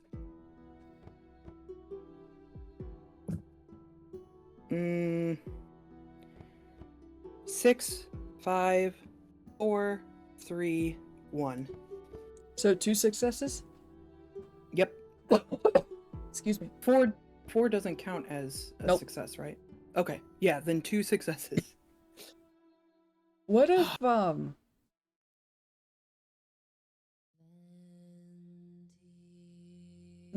I was gonna say, what if you do, like, what if you are attuned to one, but it's kind of like back at some Garlean territory or something, so you wouldn't really want to go back anyway? Okay. But it's not like we're TPing anyway, right? Not right now, no. Yeah. No, we're just attuning. Yeah. So he wouldn't have a problem with the tuning. Yeah. Just that. Yeah, so, but, just because, like, you know how to do it, because you've done it, but Yeah. the one that you've done it to is inaccessible, basically. Okay. So you're not attuned to, like, Limsas, for example, or something. Well, that's fine. Because they don't know that. Yeah. No, this is Okay. this is mostly for your sake. Okay. Yeah. Yeah. So I'm good. I'm cool. Yeah. All right. I don't know what we're supposed to do now. Oh, this because How are I'd we be like, progressing now? yeah, well, because, like, the guards are coming, like, are leading us up to the Aetherite, and they're gonna Yeah, assume you're having your own conundrum. I'm fine. they're gonna assume that we know what we're doing with these, that we've seen them before. We know how Aetherites work. Okay. Well, Umbrius is probably going to thank them and, do the thing that you do when you attune. Okay. And, Yeah. Lars is watching this. Yeah, he kind of, like, lets you go first, and he sees that, there's a very visible glow that happens when you're attuning, and he is sweating, because that means he can't just simply hold his hand out and pretend that he attuned, because there's visual evidence. Right. Let's see. Okay. Will he try to get out of it? Or will he just go ahead and do it? And then I wonder, because I'm thinking if he concedes and attunes, I wonder if I should give... Oh,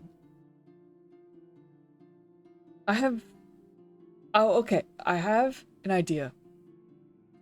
Okay, so someone in the Crosspath server was talking about utilizing clocks for job quests instead of, like, strictly a quest. Because I can't remember if they had, like, a specific character in mind or something like that, but they were talking about, like, using, like, for Dark Knight, instead of fulfilling a quest, they were thinking about having, like, a clock that would track how many times they've committed an action, an act that would kind of align with Dark Knight, and then when that clock fills up, that's when they've, like, fully become a Dark Knight. Okay. And I'm thinking maybe I'll do something like that. Because, like, I'd like him to be kind of like a red mage. Okay. And then his whole hurdle is that for all of his life, he's been pretending that he can't do magic. And so maybe I could use this clock idea to where these little things like this, where he manipulates Aether in order to attune to this crystal, kind of adds up to him accepting that he can do magic. Okay. What do you think? Yeah. Yeah? I mean, it doesn't affect me at all, so if it sounds good for you, then yeah, go ahead. All right. It's for your character, it's not for my character. I know, but I'm sitting here making this big deal in front of this crystal. I mean, yeah, I'm kind of wondering why we're doing that right now when really we should just be focusing on, is your boy gonna actually attune or not? Like, that's what I'm focused on. We could discuss what we're gonna become later. Oh, yeah. Okay. Well, you know what I mean? Like, you're going, like, in the future, almost to the point of, like, will he be married? Will he have children? We haven't even attuned yet. We haven't even gotten to the Adventurers Guild yet. I know. It's the red mage thing I've been kind of mulling over and stuff. Lock in. I am locked in. I'm locked into his internal struggle with himself.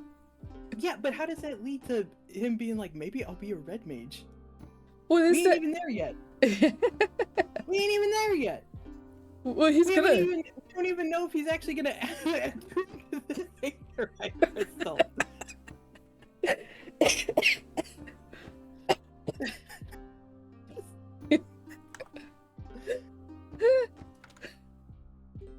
I'll just call this magic acceptance. What? I'm gonna call this clock magic acceptance. I'll make it an 8 increment. Sure. Okay. Yeah, I haven't even thought of that for Umbrius, really. Yeah. All I know is that now I have to make a new job quest, because the original job quest was to rescue a dog or some canine creature that ended up losing a leg, but now we already have one without a leg, so now I gotta think of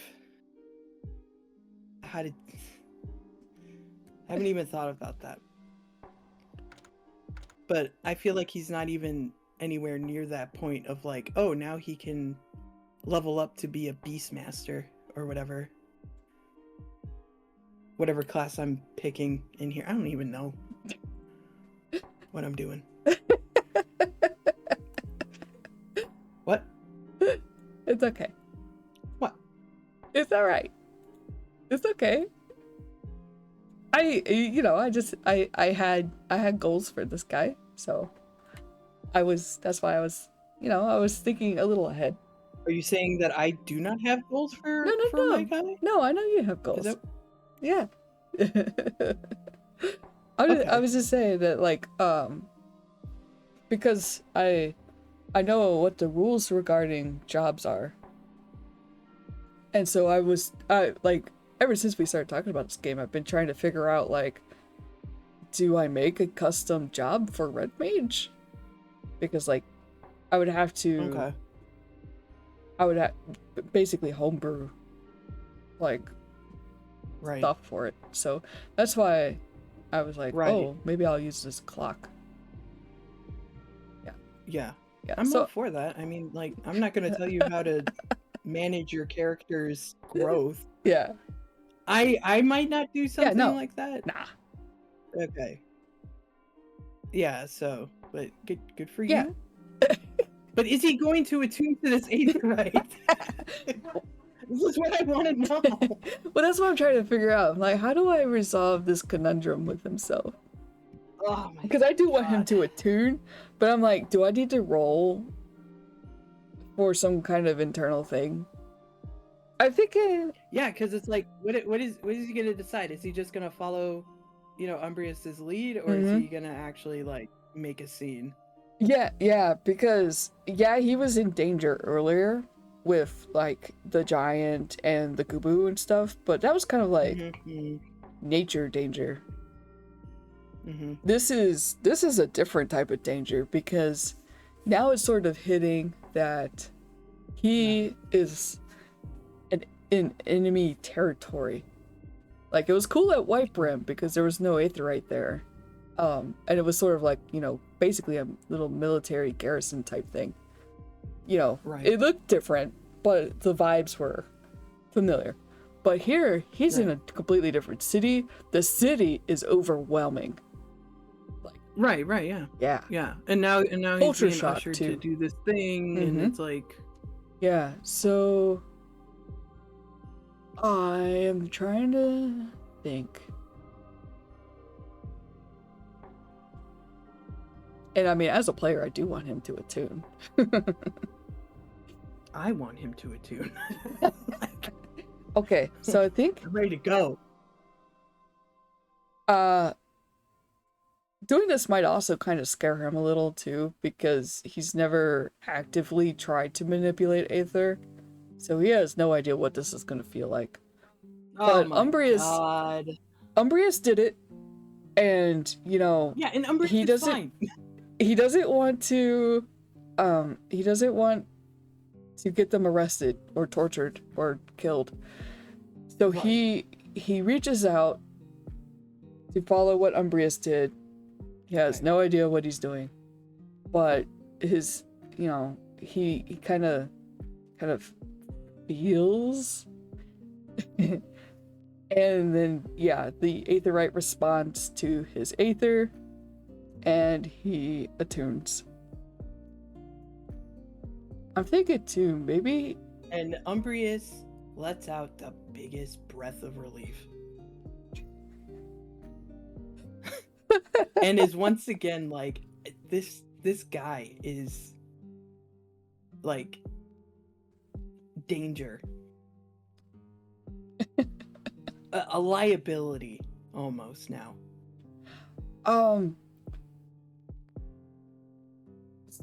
So I think Lars too will kind of like turn to like Umbrius and like kind of whisper to him like,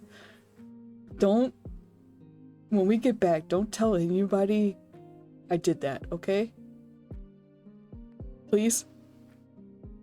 Okay. And Umbrius just kind of goes like, of course not. Because, I mean, in his mind, he's not going back, so like... Yeah. Sure. Whatever makes you feel better, kid. Maybe I should push him off a ledge. It's not even that. He's just sort of like, I just need to get away from this guy. Okay. After my big hullabaloo. It's fine. No, it's fine. It's just that, the coffee's kicked in. Yeah, you're ready to go. I'm firing on all cylinders and yeah, your medication. And then I'm over here like, wait, forward. I need my character to experience an internal crisis. I hope you wrote all that down, because I have no memory of what you just said about the red mage thing, except it deals with a clock. Like, oh yeah, no. I hope you have notes. already added my clock. That's okay. Okay, good. I just gave it eight increments. I can fiddle, like, I can add more to it if I feel like it. Good. Yeah, no, it's okay. I know it's just, it has no impact on yours. Yeah, no. But it just hit me that this would have made a good, like, increment for it. Yeah, no, I agree. I was just sort of like... Yeah. It would be kind of cool too, because we'll kind of experience like both methods, where you fulfill some kind of narrative quest, and then I do like a clock. Oops, I typed somewhere. Where did I type? Oh, excuse me. Ooh, excuse me, guys. Sorry. I don't know where I'm typing. But yeah, no, sorry. I did not mean to sound. I was just like, my brain was legitimately sort of like, wait, how is this relevant to what we're trying to do right now? And I was like, what the hell?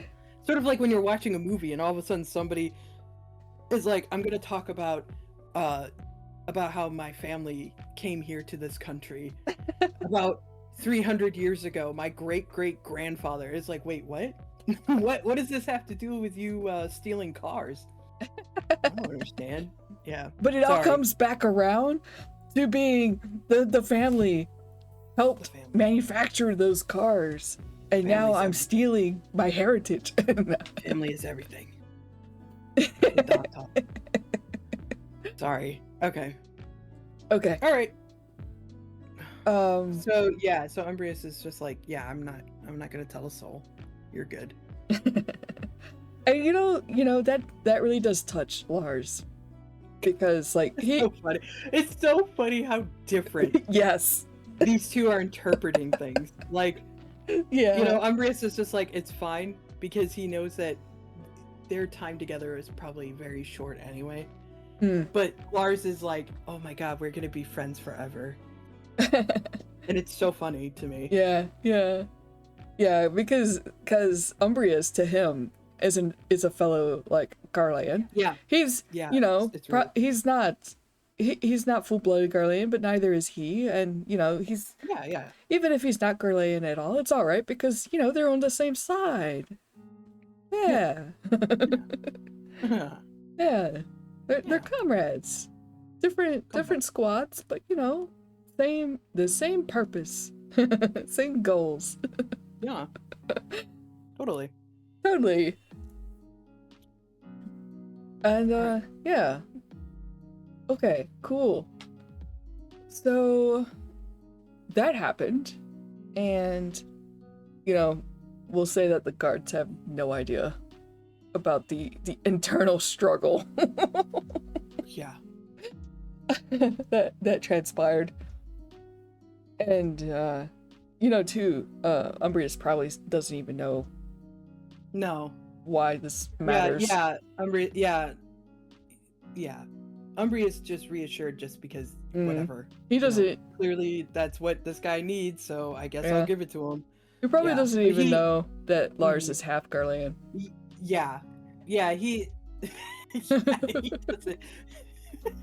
He's probably picked up by now that he's is like so self-conscious about everything, and here Umbrius is just like, I don't care. Like, not even thinking about it. Not even a passing thought. Yeah, it's like really funny. He's like, it's probably obvious that Lars is at least loyal. And he's got the jewel on his forehead. Yeah. In place of a Garlean third eye. But he has no idea why that was such a big thing for him. Yeah, exactly. Yeah. Exactly. He's just sort of like, okay. Okay. So yeah, I think that I'm gonna take a quick bathroom break. If you'd like, maybe you could start peeking at the guild stuff, because now we'll get to the guild. Okay. So sorry for the long-winded internal struggle. I was like, this is leading up to something, but like, yeah, kind of taking a while to get there. Yeah, there's building suspense, but then it's sort of like, yeah. Well, it was because I knew that this was gonna be a thing, but I didn't know how I was gonna go about the thing. Okay. Yeah. But I'll go to the bathroom and then we'll get back on track. Yes.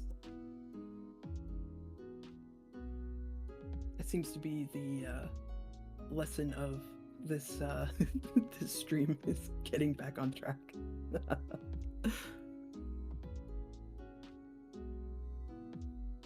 Okay. By the way, I hope everyone's doing well, and also if you haven't taken a little bit of a bio break, I highly recommend it. I think you should get some water, maybe get a snack. When Zach comes back, I will also go on a little bio break. I gotta get water, and I think I might also grab a snack to munch on. I'm not feeling super hungry, but I'm gonna try to, be on that. So. Oh, okay. Okay, this guild stuff looks really cool.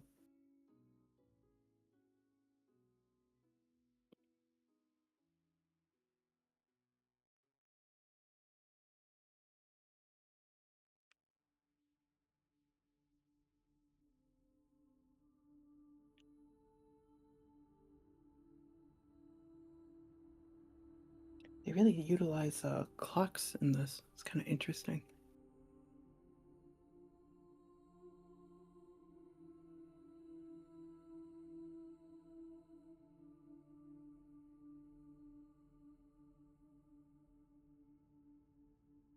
Oh, fun. They got like quest boards, quest builder, difficulty tier, a twist, rewards. Very cool. Guild generation. Oh, this is where we can use this to name it. Oh, very cool.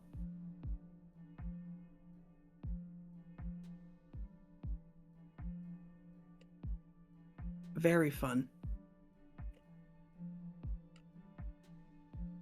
We could do farming and stuff. Exciting.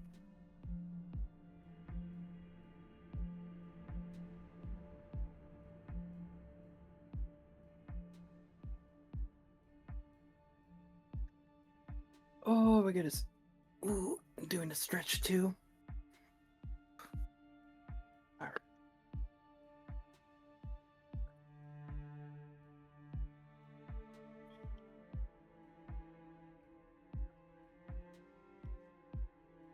Okay. Let's see.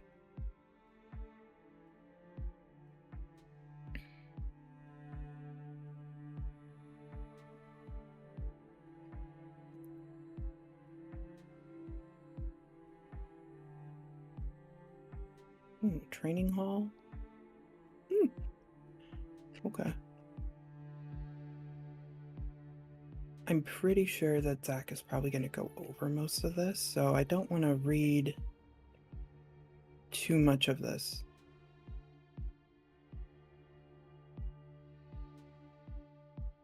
Because, like, my brain... A London raid! Oh! London raid!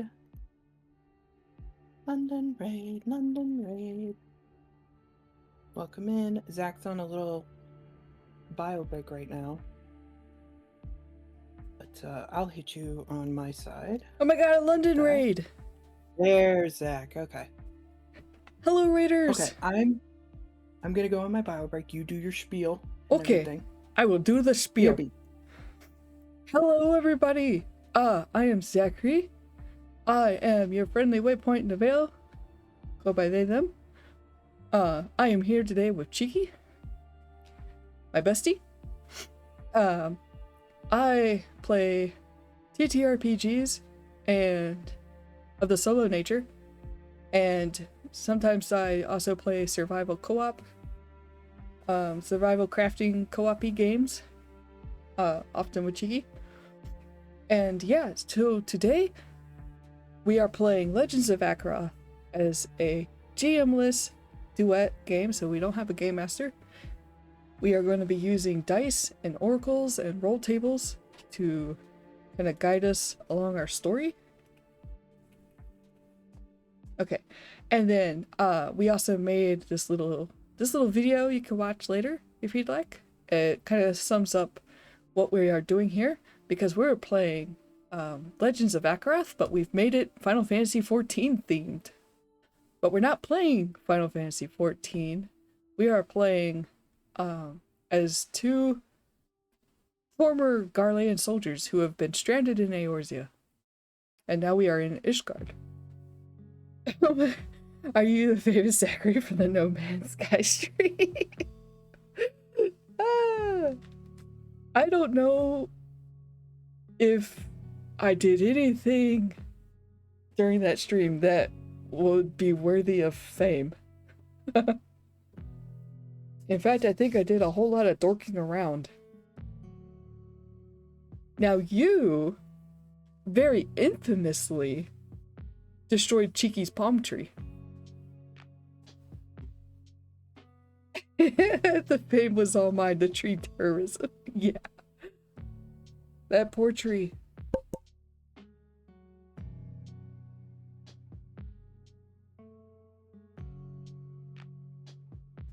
It's okay.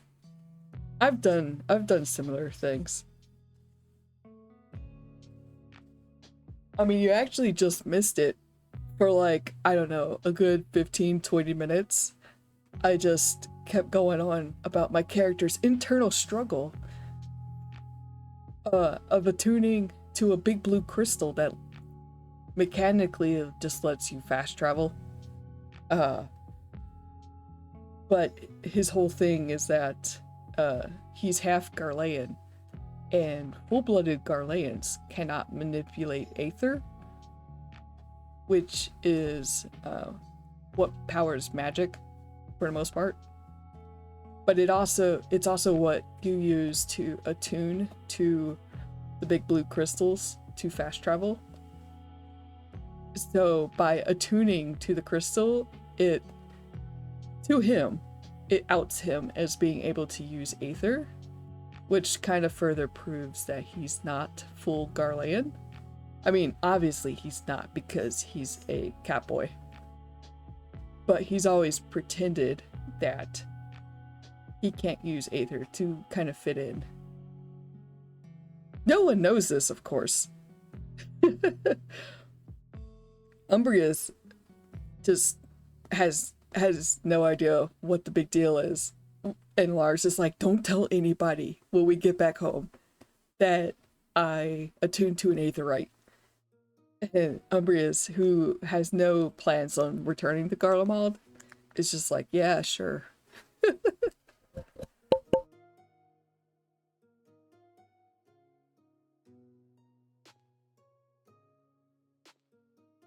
Okay, I got myself a snack while I was away. So I might have some crinkles happening. Haha, nice. Yeah, and also decided too, I'd been debating on how to handle him being a red mage, because there's no red mage class in Legends of Akeroth or Okay, job. I'm back. Welcome back. By the way, you're not eating all of the lemon cream cookie things, right? No, I only had one yesterday. Okay. I've decided that I will have just one a day, with the exception of the weekend. But I probably won't after this weekend. I just wanted to make sure, because I haven't had one yet. And... Yeah, no. Nope, don't worry. Okay. I will resist the urge to be a cookie monster.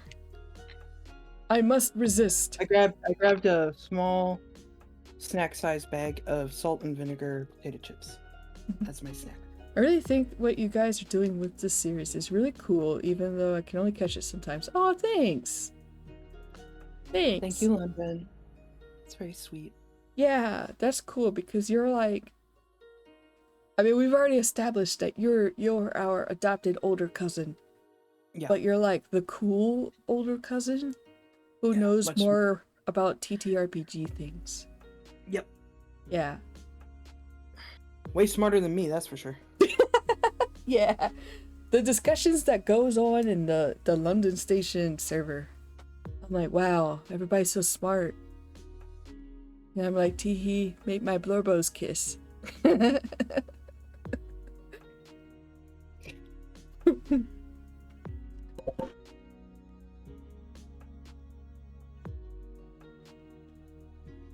So yeah, we're gonna create our adventures guild now. Wow, that was a crunch. Wow. Your microphone picked that up loud and clear. That was the bag. Oh, okay, that's why. I was like, wow, that was a crisp.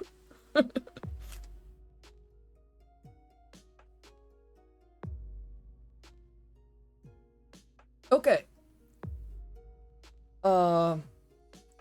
Let's expedite this a little after my big hang up. We could just say that, you know, the guards pointed us in the direction Okay. Of the guild. And then we will take it from there. Alright. Is it alright if I read some of the stuff? Mm-hmm. Okay. Yeah. I kind of figured you would, so. Yeah. Oh, good. Yeah. I have been entrenched in LoA for a couple months. Yeah. Alright. So yeah, we're gonna create our adventurers guild, and this entails rolling on some roll tables, or I mean, you can also just pick and choose stuff. But we're gonna get to the randomized part of this game, or this, you know, the solo life. And yeah, we're gonna start playing around more with oracles and stuff instead of having predetermined destinations and things like that. I need to let go. Let go of my planning. Well, I mean, after this point, like, I don't have too much plans for anything other than eventually he'll learn magic somehow. But first he has to accept that he can use magic. Okay. So we can create a name and motto. Let's see. I should create a new file for this. And and then after we finish, I can just give you the file. Put it in locations. Sounds good. Okay. And so we need a name and motto. Give your guild a name and a short line. For example, Tooth and Claw, we take the jobs others won't. Midnight Affairs, no road walked alone. Azure Blades, through peril, purpose. Azure Blades is funny, given that this is the city of the Azure Dragoon, who's not here. Who's not here? He dipped. Went on a booze cruise. He sure did. He did. That is legit what he did, because remember, he was like, oh yeah, I've been to Thavnair. Yeah. Well, I think he also traveled around before too, because he would carry the eye away from Ishgard. Yeah. Yeah, so even before his booze cruise, it was just that now he gets to travel for fun instead of for work. Okay. What, like, how do we want to determine the name? Because there's no table for this. Oh, I thought This one... down here is a guild generation. Oh, does it have... It says first role is a descriptor, second role will be a noun. Yeah. Oh, it's it for looks their... like it's... Oh my gosh, why... And then maybe we could like roll, see what we get, and then maybe we can either roll again or, you know, build all off right. of it. How about this? You roll d20 for descriptor, and I'll roll a d20 for the noun. Okay. D20 has oh,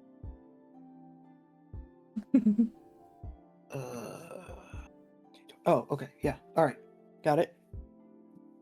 All right, let me move these out of the way. All right, so what am I rolling for? Sorry. Descriptor. The descriptor. Okay. I rolled 14, which is Thorn. Mine was Ward, which is really funny. Wow, Thorn Ward. I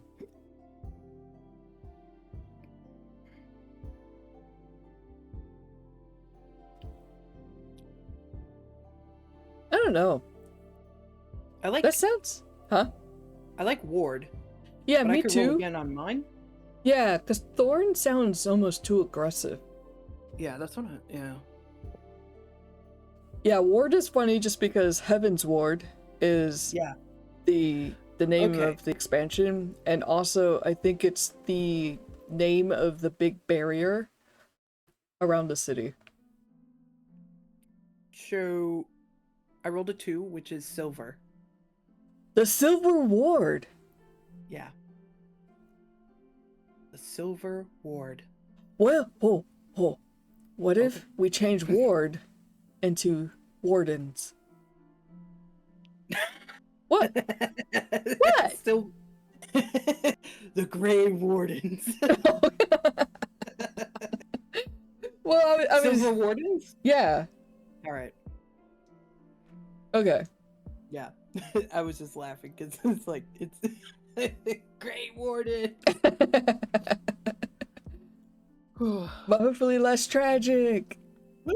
Yeah. Woo! All right. Okay. Cool. Silver Wardens. I know, Wardens of the Blue Rose. I did think that too.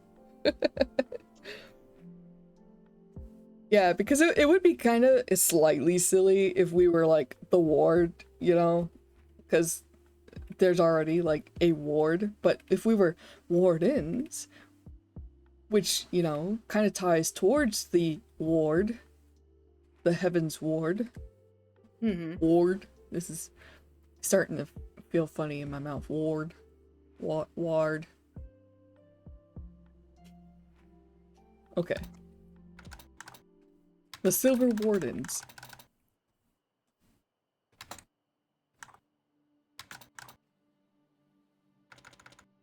Do we want to go for the next thing, which is guild origin? Why was the guild founded? Nah, we kind of already know the origin for that. Oh, we do? Yeah.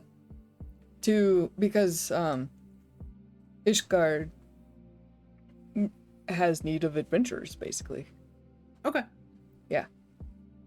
Are we going to answer guild home? Where is the guild headquartered? Yes, this one will take some tweaking based on, you know, like obviously it's not going to be a mountain outpost or a forest lodge, but you know, there is an inn/tavern in the game, so you know, like if we rolled that one, it would be located there, Right.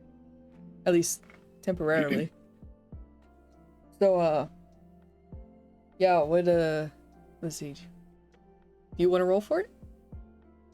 Yeah. All right. Throw that die. Eat a cookie. Hold on.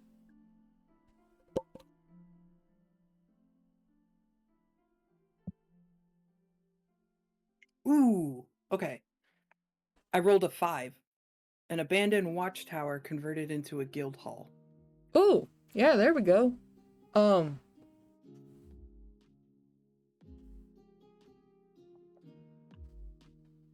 Should it be abandoned because part of it got destroyed? Or, like, should it be because it's not needed anymore?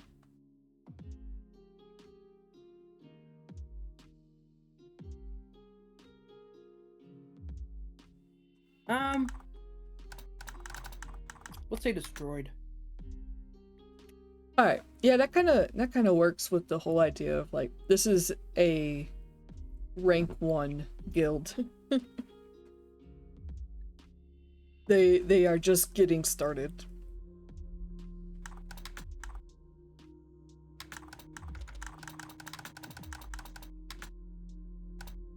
What did it say? Guard tower or watchtower? Watchtower.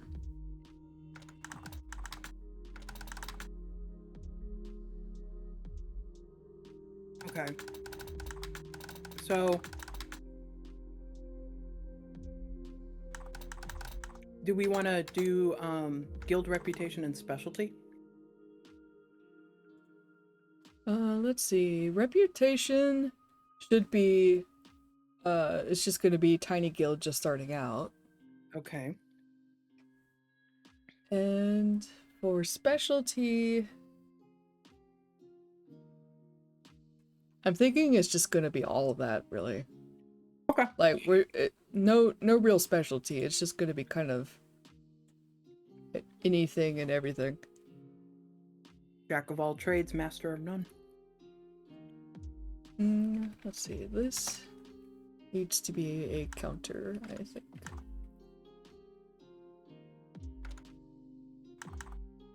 Hey. Ah. You forgot the third line of that. There's a third line. Of what? Of the same. Oh.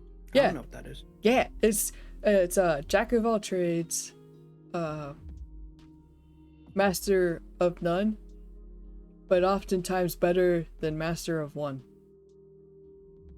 Oh. Yeah. The other one that I love too is the third line of curiosity killed the cat. Well, it's actually a second line. Curiosity killed the cat, but satisfaction brought it back.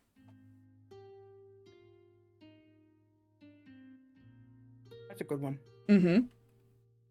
Yeah, I always thought it was kind of fascinating because no one ever quotes like the rest of both phrases, which I think is like a really good example of people twisting stuff to fit their own narrative. Mm-hmm. Yeah. The Cat Satisfaction has a band name. Yeah. That would make a good adventure guild name too. True. Okay, reputation is going to need a counter because ideally that will improve. Let's see, how many reputation? Let's see. That's the quest builder. Okay, so they get a clock, but we're just going to check it with a counter. 6. So they could... Well, they can't twist it if they never learned it, Zach.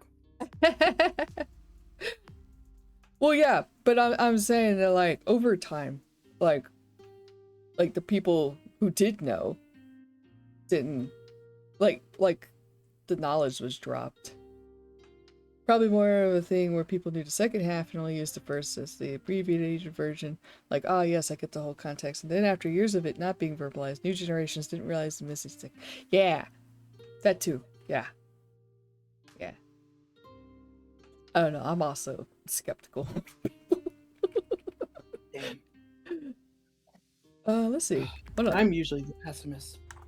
What boxes? There we go. Yeah. Boxes. Could I make it yellow? Yeah!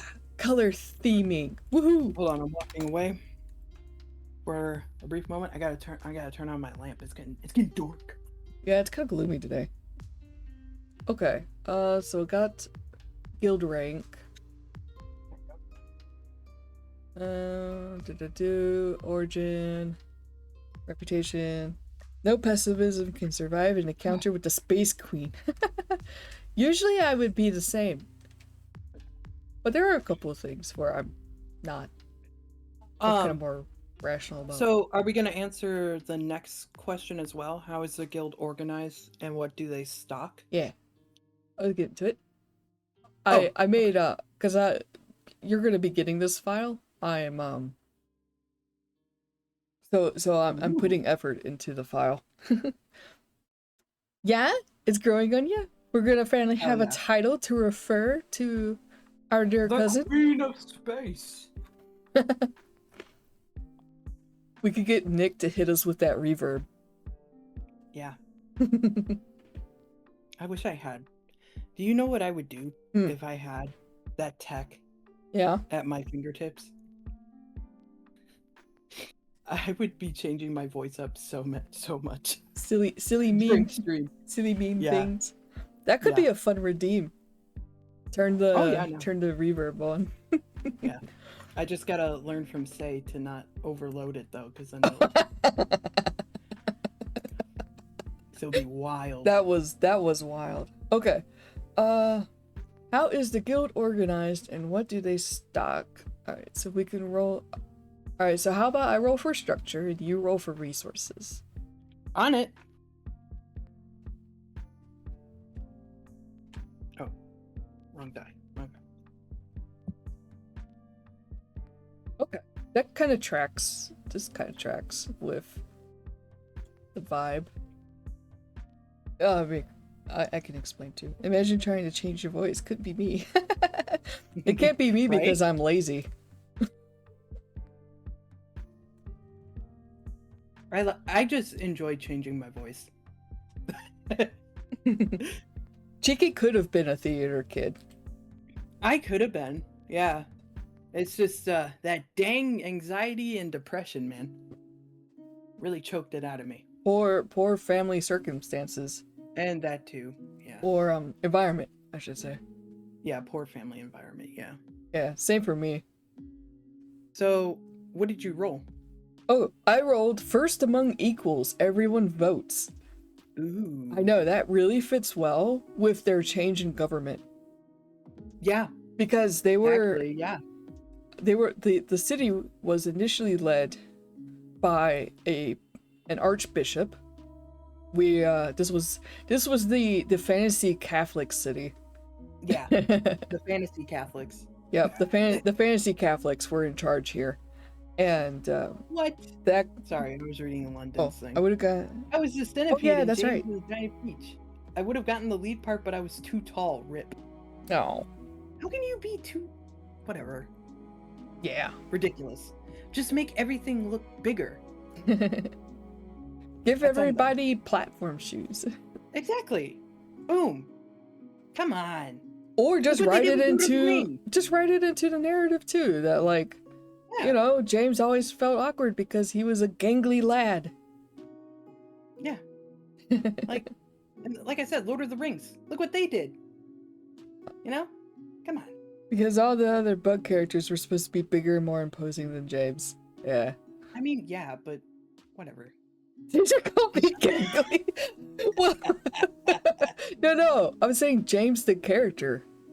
Yeah. Yeah.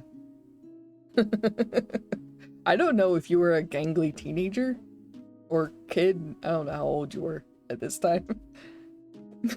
Were you even a kid? By the Were you an way, adult? I rolled a 5. Oh. So, for our resources, a relic vault with a few guarded curiosities. Oh, that's very... Yeah. That's very interesting. Isn't it? That's Isn't it? Yeah, that's... Yeah. The ball. Okay. Yeah. Okay. Alright, so yeah. So Fantasy Catholics were in charge, but now... this is all, like, major spoilers for the expansion, but... Wait, are we actually going to spoil that? Well, I was gonna say the reason why the whole, like, everyone votes thing is really fitting. I think Okay, we could probably just leave it as government changed. Government changed. Government changed to where at first it was led by a patriarch who was not only the leader but also the religious figure. Yes. And now because of circumstances. Yep, because of circumstances. It's now changed government styles to where now it's everyone votes. And it's a two-house structure. So, two-house structure. Yeah, let's just leave it at that. That's what I was gonna say. Well, you were like, big spoilers, and I could feel that you wanted to discuss No. the entirety. No, I was just gonna say Fantasy Pope's not in charge anymore. Yeah, just say that. Because of reasons. Look, okay. I now realize I need to kind of need to keep you on a little leash here. Umbrius has Lars on a leash, and then you've got me on a leash. Yeah, pretty much. Yeah. Okay, all right. So that's interesting. A relic vault with a few guarded curiosities. All right, I'm gonna. Yeah, because with the fantasy Catholics, they were also really touchy about anything that wasn't about their fantasy Catholicism. So the fact that this guild has a relic vault with a few guarded curiosities is I guess this ironic. is gonna make it interesting, because like their leader. Yeah. Because maybe. Mm-hmm. Maybe the leader is like the original possessor of these relics. Yeah, I could see that. So resources. Because the leader may not be an adventurer by origin. You know? Yeah. Okay, so guild quirk. What makes this guild memorable? A D12. What's a D12? It's a. You have one. Yeah, I know. Yeah. Oh, I found it. Yeah. Okay, so you grabbed it, so I'm assuming that you'll roll for this one, and then I'll roll for the next one. I love rolling for quirks. Alright, what'd you get? No way. What'd you get? I rolled a 2. Yeah. keeps a rescued animal mascot. Roll to find out what. That's so funny. That's what my solo game has.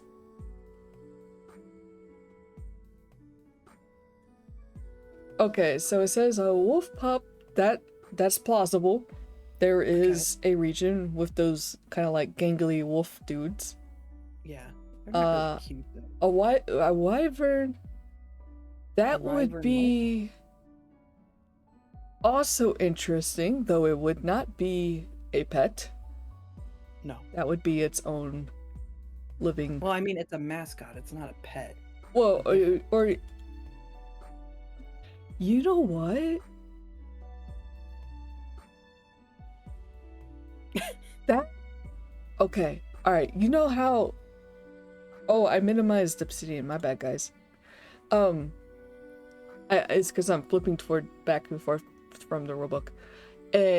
Okay. What was the thing you did where you were working with some little dragon? Huh? Was it a gathering quest?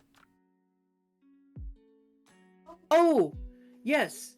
Yeah. In Final Fantasy XIV, yeah, when you enter the Heavensward, it's gathering and crafting. Oh. Yeah. Oh, okay. Okay. Or maybe it was more crafting, actually. Okay. So yeah. So, because at this point, there's peace with the dragons. Yeah. It would make, like, perfect sense to have kind of like... Okay, yeah, that would make sense because the whole point of those quests was because the dragon that I was working with wanted to basically encourage other dragons to come and like basically learn these skill sets and to prove that just because they're dragons, it doesn't mean that they can't, craft or gather or stuff like that. Yeah. So yeah, this works out perfectly where we have like our own dragon kind, like liaison or whatever. Someone from the other side, which is like really funny considering that we're Garlean soldiers. Yeah. But yeah, so that's perfect. And then it's not just simply a mascot, it would be like basically their own character.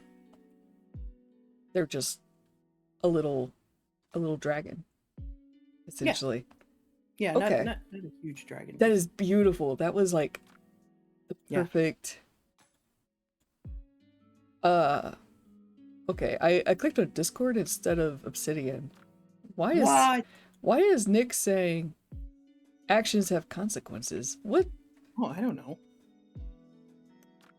What is he up to? What is what is the bear doing? Okay, so I got Obsidian. Okay, so the quirk is that one of our members, basically a member, really, one of our members is a young, like, dragonlet.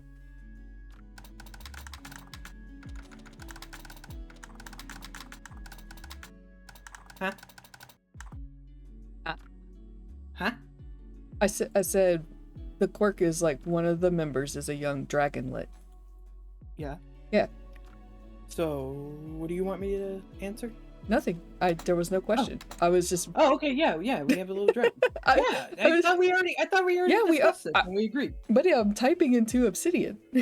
Oh, okay. Because remember, you're gonna get this file. Yeah. Okay. Yeah. So I'm going to roll next. It's who originally built or named this guild. So D6. Guys, I just want to let you know that I too also need a leash, but Zach isn't holding it too tightly, so his methods are barely evident. You want to get fished for that one? Yeah. All right. 4, a noble youth with something to prove. That is like definitely most of the quest here in Ishgard. So okay. Yeah, that tracks. That fits. That tracks. Yep. Yeah. Okay. So Big Mama Pickle. guild leader. A noble youth with something to prove. Alright. Okay, let me scroll way back up. Alright, so we have... Well, guess you just need to watch me more, London. Obviously. I mean, oh, you know what? Maybe this is a sign. Maybe I need to just keep streaming Farming Simulator. Farming Simulator. 12 hours. Let's go. And I'll title it specifically London Made Me Do This. For London. The Queen of Space. Thank you for all the ginger. Oh, I need to... Okay, hold on one second. I gotta tweak the... Alright. Alright, so reputation. And then... level. We'll say rank. Rank sounds cooler. Chicken Simulator? I bet you there is like a... Oh, you know what? In Farming Simulator, I can buy chickens, I bet. I can have livestock. I just haven't gotten around to it yet, mostly because I'm broke. I'm doing contracts to make money so that I can afford animals. Ooh. Cool. Oop, I minimized it again. Okay, so start at rank 1 with an empty clock. Okay, there we go. Okay, so yeah, we have a 6-box track for reputation. When we fill that up, we level up a rank. Okay. Alright, and we start at rank 1 on advance, and then when we advance ranks, we choose one new guild perk and reset the clock. We tick the guild rank clock when we complete a major quest, dungeon, or shrine. We return with a relic, rare item, or significant discovery, or assist a faction in a meaningful way that spreads your name. At rank 1, we choose one perk. Alright, so if you look at page 113, you'll have the list of perks, and then we will choose one together. Oh, I see. Hmm. Oh, okay. Okay.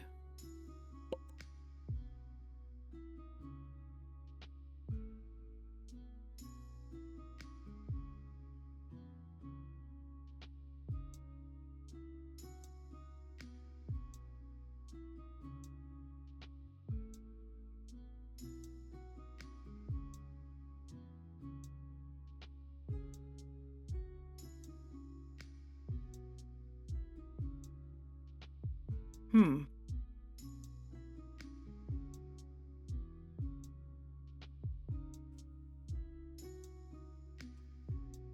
I got one or two that caught my eye. Okay. Let's hear it, because I might have a couple as well. Let's see. So my first one is Workshop Corner. Okay, cool. All right. Where once per downtime, one check made to craft, repair, or modify an item gains boon. And then there's Shield Line. While at least one waymate is adjacent to a hero, that hero cannot have their defense broken by the first attack that hits them each round. Okay. Which would work for right. both of us. True. So what do you got? Well, I was also looking at Workshop Corner. Hey. So that could be... Yeah. But I was also looking at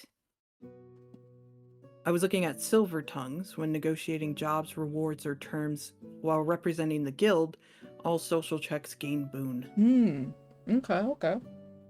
And then the one other one was... Oh, I lost it. Hold up.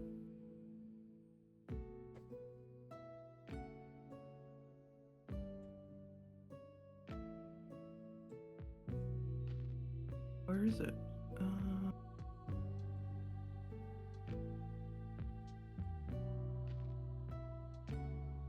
Oh no, I lost. Where is it?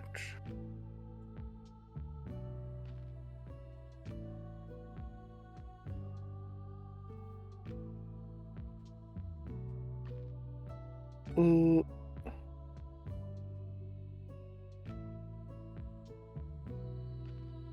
I think I was also looking at the martial drills. The first critical hit any hero scores each combat deals bonus damage equal to half their class die.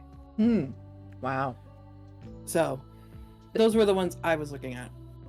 Okay. Well, we both kind of locked on the workshop corner. Yeah, we did. And I think, because crafting is going to require a cost. Yeah. Of some kind. I think, having a boon would benefit us. Mm-hmm. Keep us from losing, like, money and resources. Yes. So yeah, I think, and plus, like, kind of also feels kind of fitting for a beginner.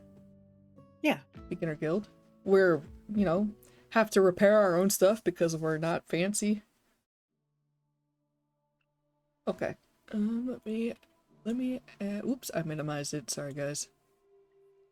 I'm just gonna copy this real quick. Okay. Let me add this. Maybe guild perks. Oh yeah. Oops, I didn't grab the title. Workshop corner.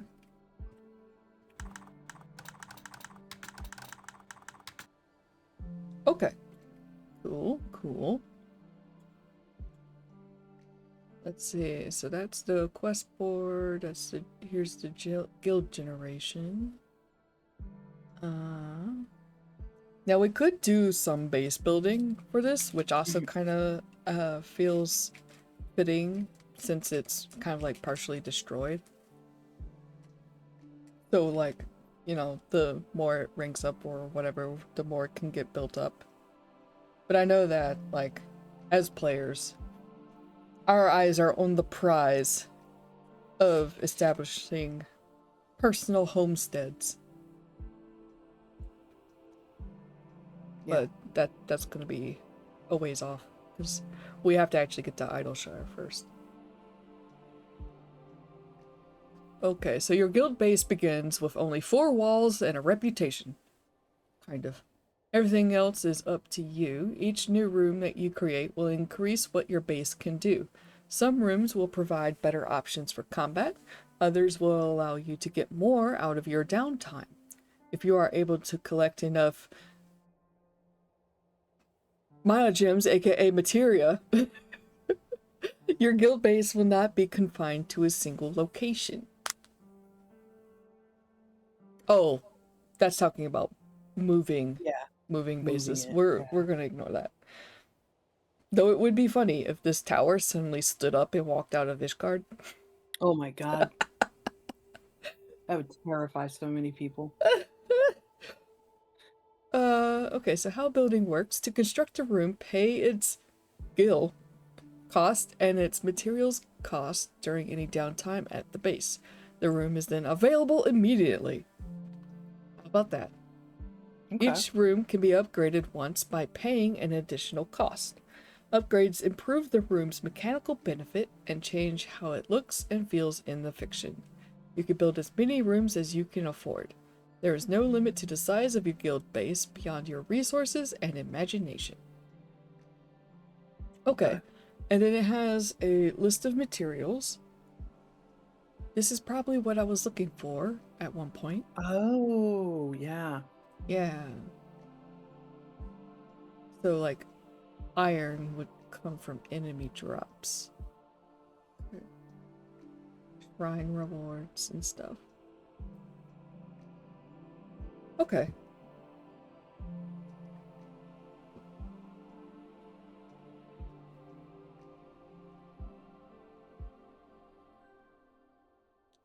I see. So when a quest reward lists materials, the herald or the player chooses 2 types that fit the location. Or if you want to randomize it, you can just use the table by rolling 2d10. First die says how much, and the second tells you what you find. Oh, okay. I see. Okay. So, and then yeah, it just gives a list of rooms. So like an infirmary. Armory. Library and archive. Stables. Wait, workshop. it says during downtime, all heroes restore additional HP. But I thought during downtime, you heal all HP. Excuse me. Oh, resting and recovery. Yeah. I might ask about that.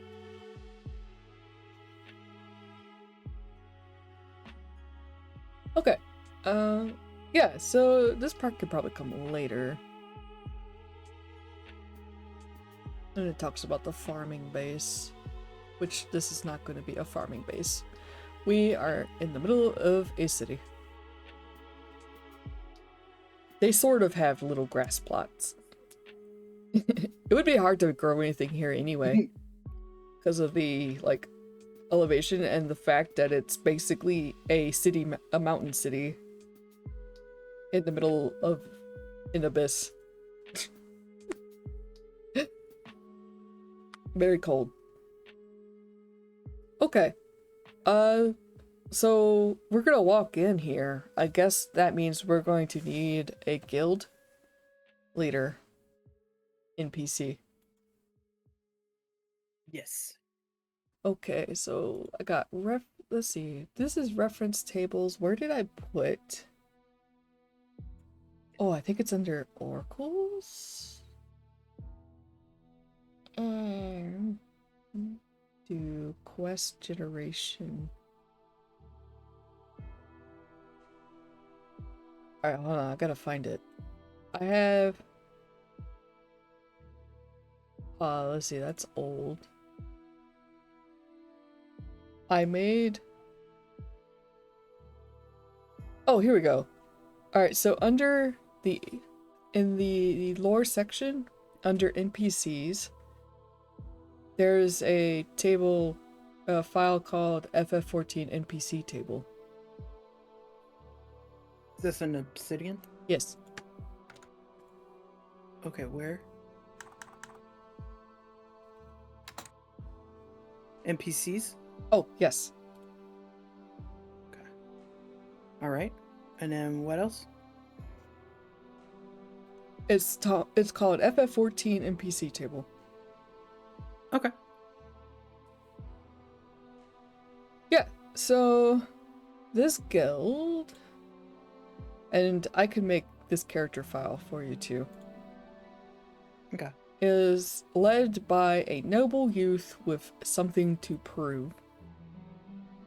Alright. So I suppose we could say that he's from one of the 4 major houses. Alright. Let's see. Since there's 4, we could make that a roll, a D4 roll. Let me go get their names though, because I kind of can't remember. Well, Okay. high houses. There we go. High house. High houses. High houses of Ishgard. All right. Thank you, Wiki. I am so appreciative of the fandom for this wiki. Okay. So, you can just roll a D4 and I'll tell you which one we've got. Alright. Which would actually kind of go ahead and give us a general idea of who this character is as a person based on their house. 4. 4? Mhm. House HallenArt.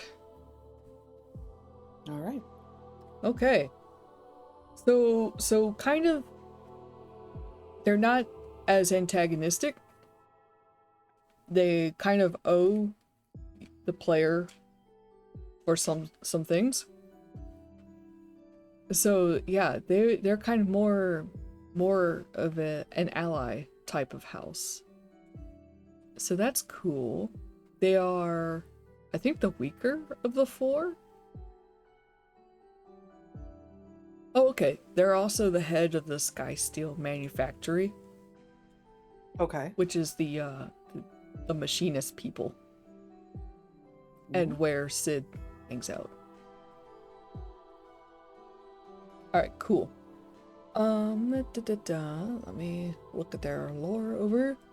So the Count would like nothing more than for his sons to acquit themselves with honor on the battlefield. However, the oldest happens to be the guy from the Machinist Guild. The second one has dedicated himself to commercial ventures. The third born was the golden child, but died in battle. Right. And then the fourth son is the one that we interacted with before Heaven's Ward. I think before Heaven's Ward? Yeah. Oh, and then he has a daughter. And that's the one that Emmanuel tried to flirt with. Right. And failed, probably because she's a lesbian. Most likely. Most likely.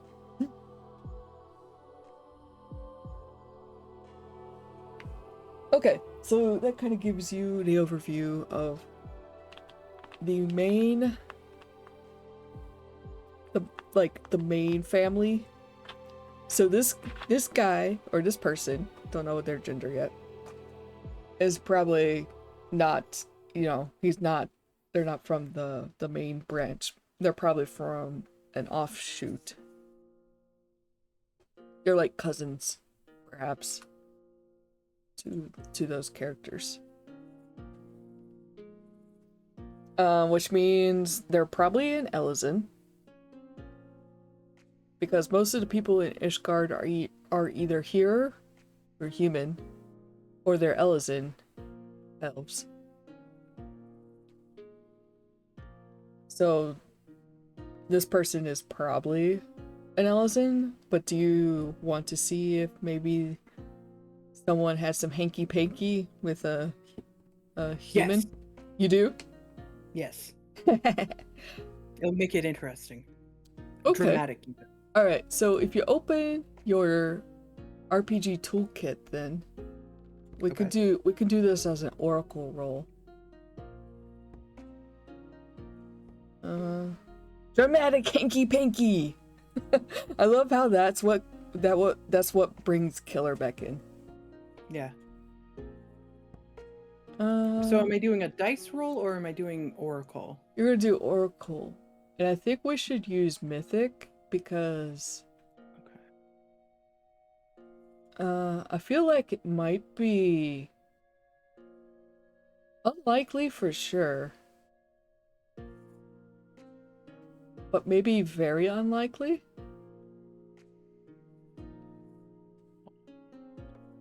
I think I need to expand it. There we go. Very unlikely?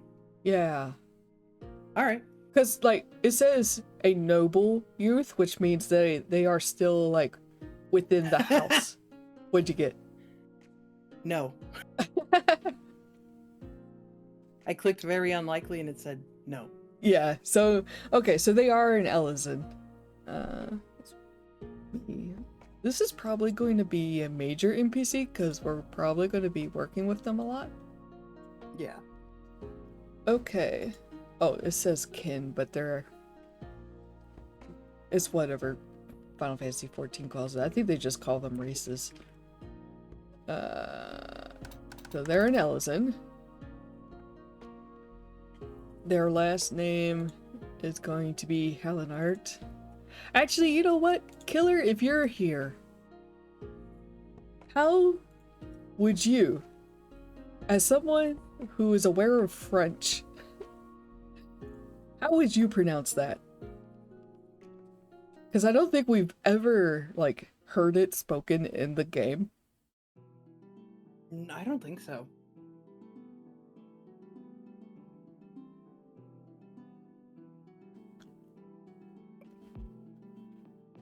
Let me eat a cookie.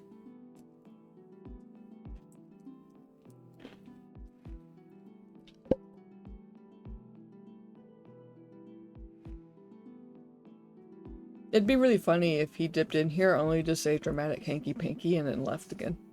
And then left, yeah. Alright. Alright, so that's gonna be the last name. But I guess first we should determine, like, what gender they are. Would you like to use my character design deck?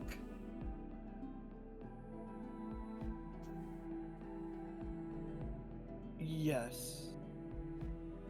Alright. Where's my reference tables? Okay, that does not have it. Oh, resource links. There we go. If you in mechanics, under miscellaneous notes, there's a file called resource links. And in that file, there is a French name generator.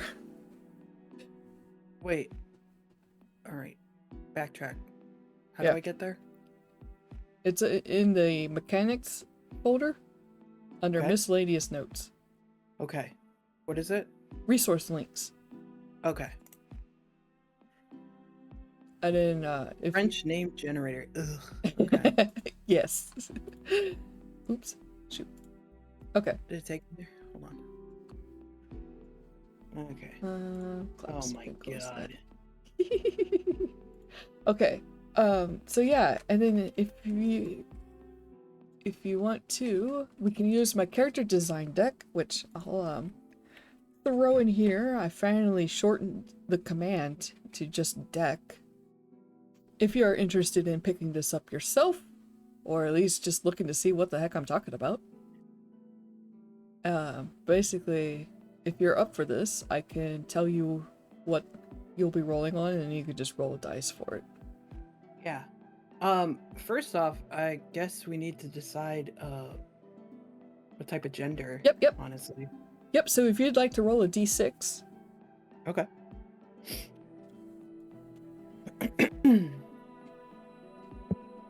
I rolled a 5. Alright, so they're masculine. Should we Alright. make them straight up a dude? A cis dude? Sure. And then now you Alright. can pick you can generate a name and you can pick one that you like. How about Clovis? Ooh! I like that. Yeah. So there. Yeah, we'll go with that. Alright. And then, yeah, no worries. I will make this file up and I'll give you both this one and the other one. Nice, nice, nice. Alright, so now we'll go to physical description. If you could roll me a d6 for height. I mean, it's going to be pretty tall regardless, but because Ellison are naturally tall. 1. Alright, so they are minimum height Ellison, which I would have to look this up, but I'm going to say just pretty short for an Ellison. Wow. Another short king. Short for an Ellison, at least. Because it's still going to be much taller than Lars. Lars is the ultimate short king. The only one shorter that's not a Lalafell is the minimum height female aura. Yeah, they're very teeny. Yeah, they're like they hit the 4-foot range. And then yeah, you have Lalafell. Okay. And now if you could roll a d6 again and we'll determine how much mass Clovis has. Oh. 4. 4. So kind of average. Not super buff, but not skinny either. Or Kind of makes sense. yeah, kind of average. Average build. Okay. And we're gonna skip the non-human stuff. Roll a d6 for hair length. Okay. 1. Oh, so bald or cropped? Probably cropped. Yeah, let's It'd go be a little cropped. bit cold for bald. Yeah.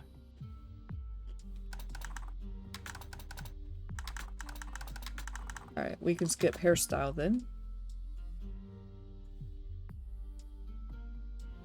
And then roll a d20 however many times you'd like. Probably no more than like 3. Oh, my As peanut, often as wait, my peanut so butter fell roll a off my d20 pepper. 3 times? If you want. This is for physical details. So you can have multiple if you want. 15.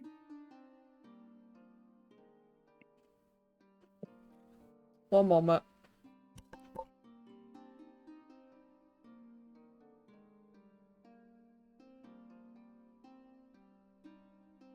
Sorry, I stuffed my last cookie in my face. Alright, you said 15, so has a missing tooth or a gap in his teeth. Gap in the teeth. Gap in the teeth. Okay, so I did do 3 rolls. So my second roll was 7. And that is... Maybe if I just move this window here for a moment. Oh, a 7.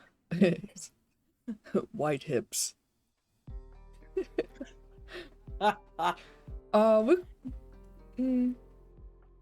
We could say he kind of very little curve.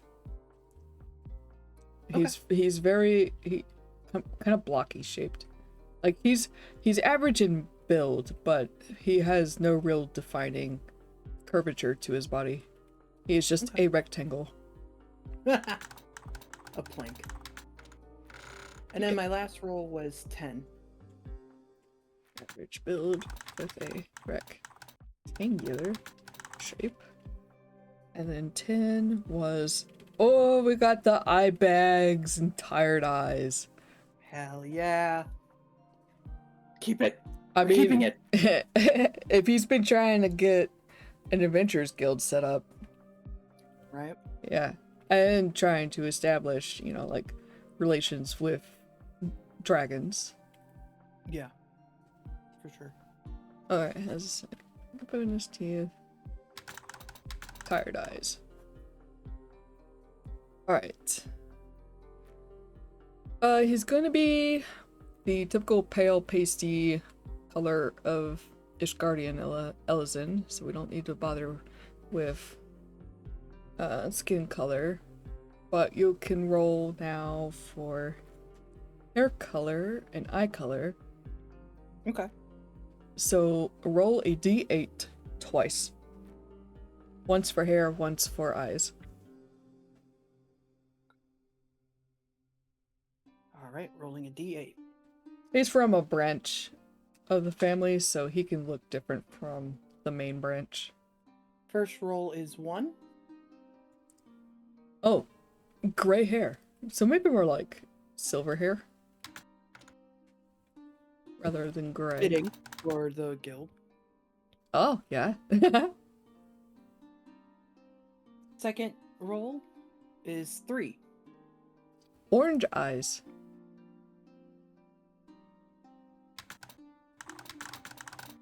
Striking.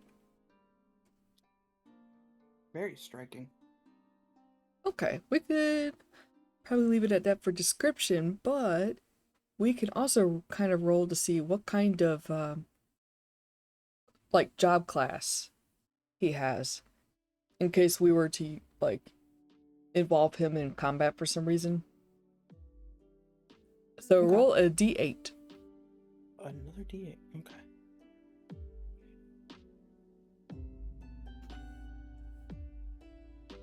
Oh! A rectangular man swoon. Sorry about that, I had chat hidden for a moment. Oh, and he's exhausted and a silver fox. I can make it worse. Well, I don't know if you can really call him a silver fox though, because he's actually a young man. And I don't, yeah. This is our guild leader. I mean, he could be corruptible. Wow. I rolled a 6. A 6, so that would be a monk or grappler. What? What? That's, I don't know if that would really fit. Because like Ishgard's all about like knights and stuff. Yeah. So like, while I could see like maybe a priest being a monk, I don't know about this guy. So maybe roll again. All right, we'll do.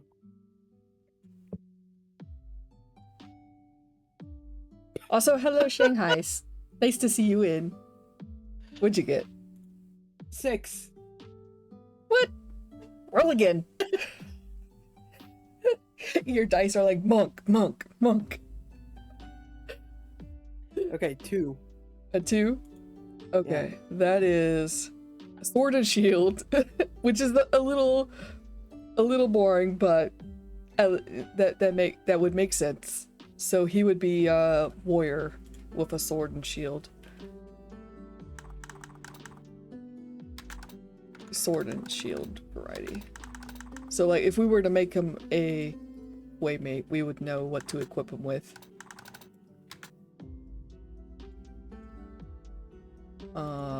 I've lost track of OBS again. There we go. All right, cool. So yeah, we have our guild master, our guild leader. A guild leader is like an eldest child or some kind of overworked manager, which is like an honorary old man. Those eye bags aren't going away. Yeah, and like there would be like, you know, he probably came into this with some, you know, what's it? Idealism? Wait, am I a guild leader? You know, Killer, I have had a thought. I won't get into it here though. And I know that you work way too hard. So I would never put that on you. Like, unless you absolutely were for it, but it probably wouldn't be that good of an idea anyway.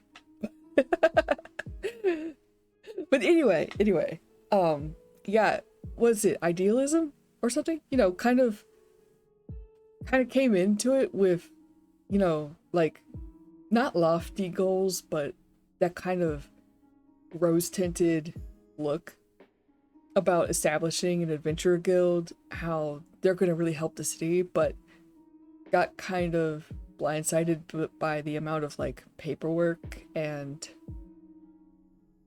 you know, they probably needed, because the government is now kind of these two houses that vote on stuff, the House of Commons and then the House of Nobles. So in order to get permission to set up this all up, he probably had to campaign for it to get approval.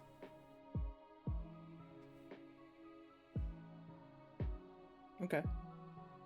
So yeah, probably wondering when he gets to actually do adventuring. True. Yeah.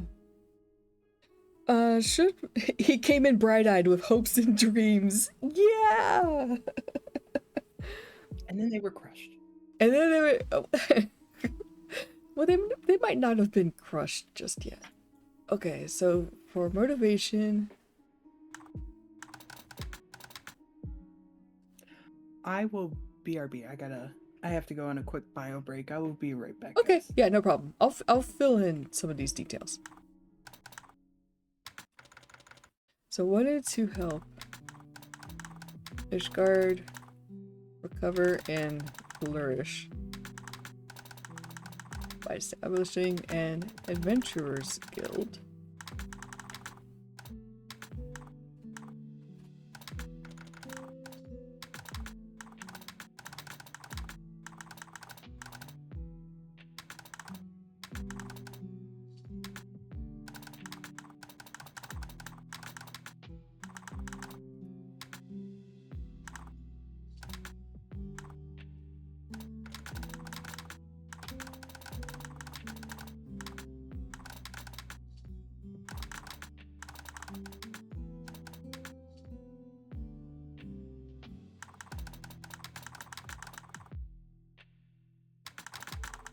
Okay.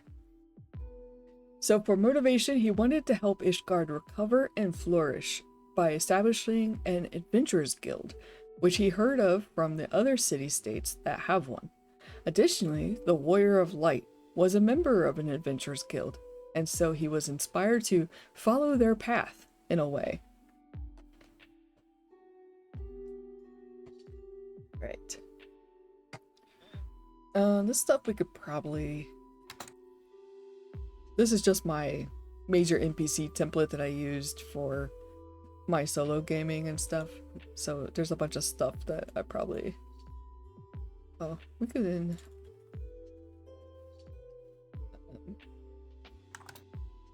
He's from a side branch of House HalenArt.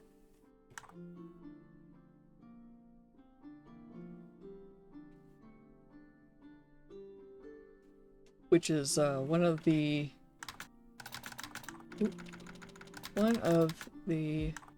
4 high houses of Ishgard.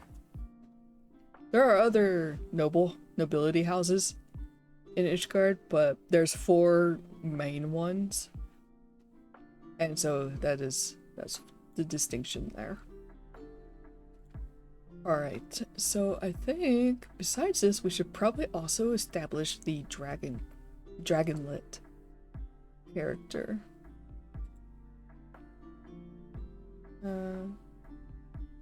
Yeah, sure. We'll do another major NPC template. Oh, also, current status. Leader of the Silver Wardens. Tie that together. Member of Silver Wardens.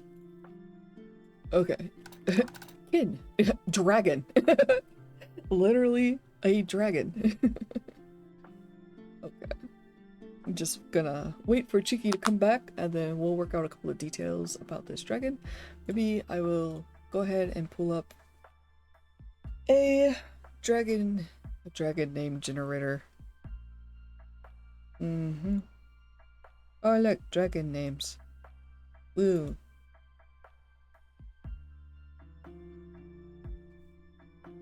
Because I don't remember how the dragons in the game are named. So we'll just wing it. Ha! Wing it. What dragons? Who have wings? Ah. I'm back, and I came into that. Wow. Teehee. Okay. So we should probably also establish a couple of details about the dragon. The little dragonlet. I got a dragon name generator. So if you would like to, I guess, roll for a gender, because Okay. the dragons are like asexual and stuff, so they don't really have like genders, but they kind of assign themselves their own gender. Right. Which is rad. It is. So, oh yeah, so roll a d6. So okay. That's alright.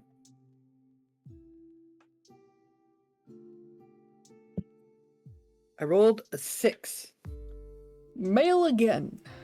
Very male. So maybe I'll try to pick something that's kind of strong sounding. Okay, hold on. I'm gonna actually grab a hoodie. Ah, okay. Yeah, I'll pick something. Nearsight, Destroyer of Life. I mean, we're not gonna need the Destroyer of Life, but Nearset.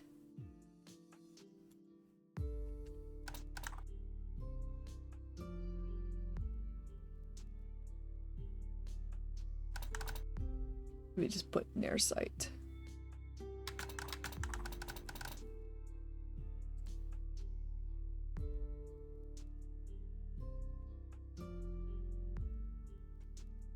Okay. Dragon. Alright. And then, when Cheeky is back, she can roll for some colors, I think. Because I think that's pretty much all we'll just need. Okay, I'm back. Hello! We're gonna roll some colors now. Okay. So, if you could roll, we'll do 2d8. So, or just roll the d8 twice. So we'll have like a primary color and then a secondary color. Okay. All right.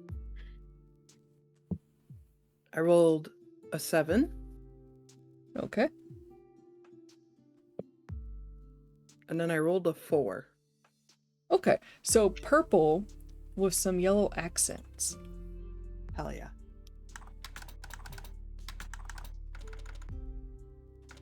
Ooh, excuse me. Let me know when you need like lunch or something. Cause I'm already preheating the oven. Oh, okay, that's good. Cause yeah, I see it's 1 o'clock now. I'll have to get the air fryers going. How long do you want to go for? Like 2 or something?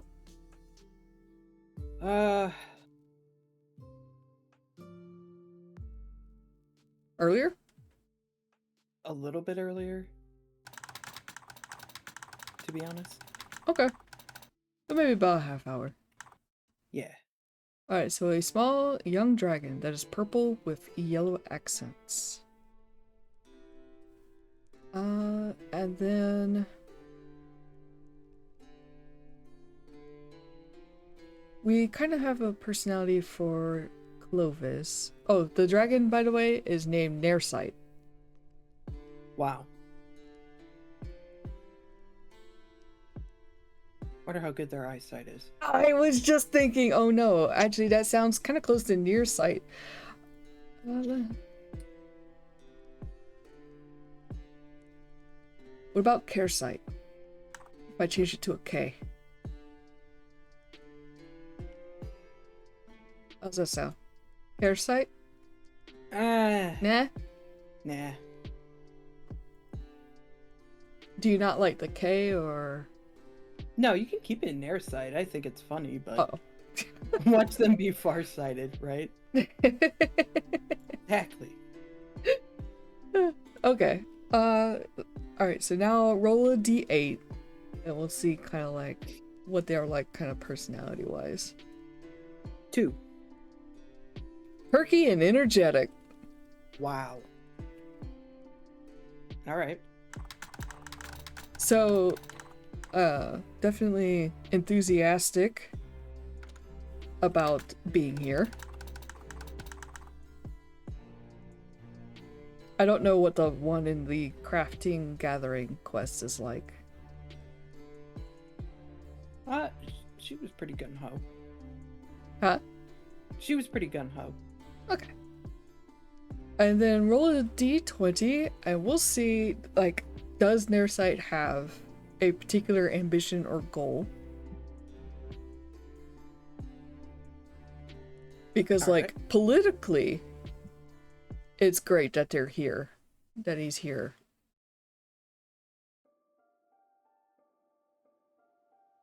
$19.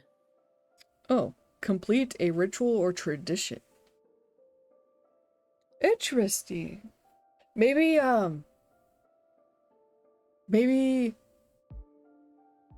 he sees this as kind of like a rite of passage to adulthood.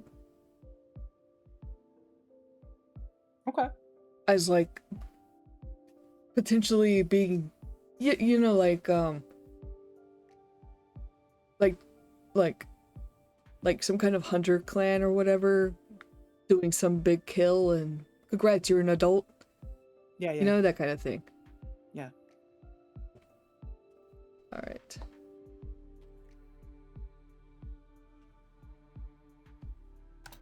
So signed up as a dragon. I knew I was going to misspell this word. There we go.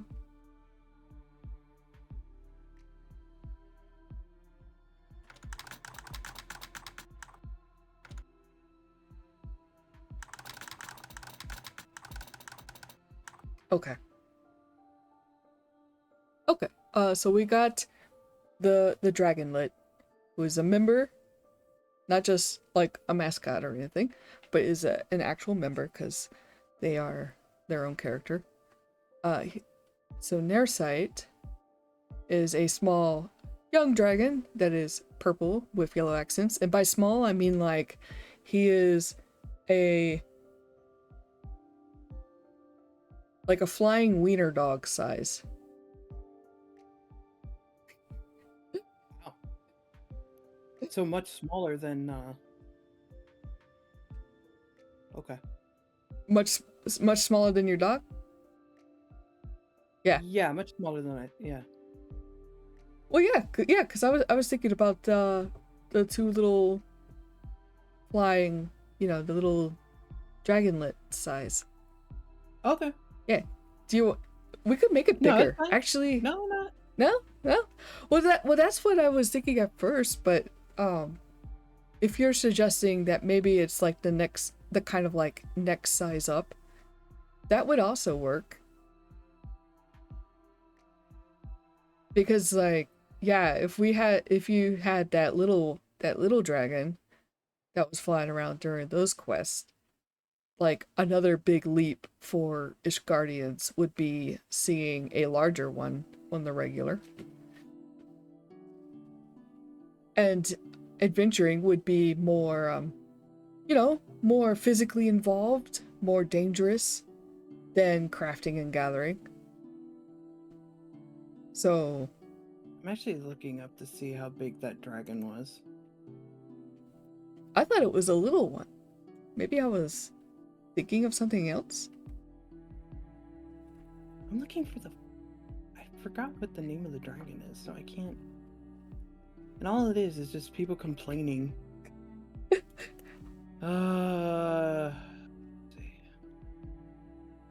see. Let me see if there's a list of. Okay, so dragons of note. Oh, those are all the big dragons. What about the little dragons? Oh, okay. I got the name. Oh yeah. What's the name? Hold on. Okay, I'm sorry. I'm not rushing you. Let's see. I'm just excitable. L Tool. So EHLLTOU. EHT. What was that again? EHLLTOU. Got it. Yeah, it's a little one. That's a cute picture. Yeah, but if you look at another image,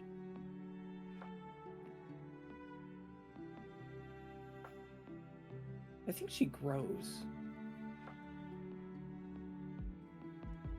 Let me.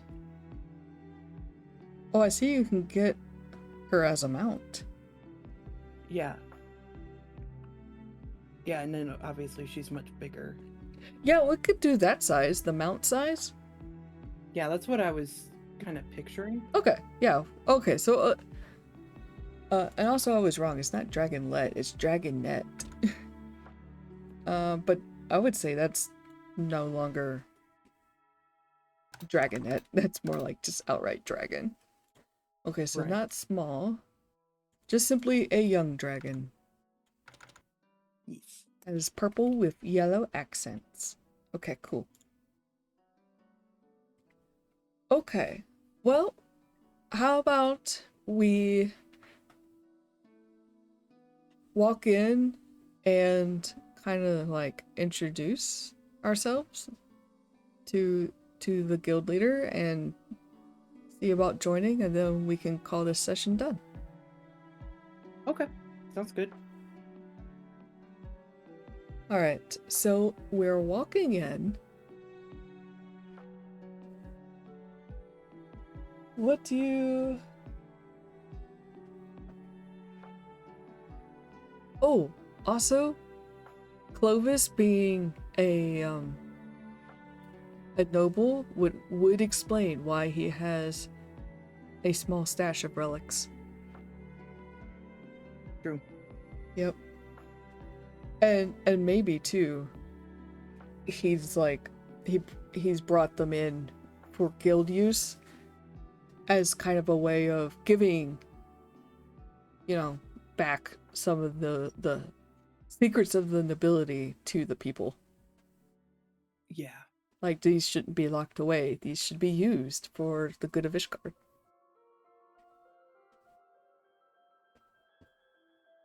Okay. So we walk in.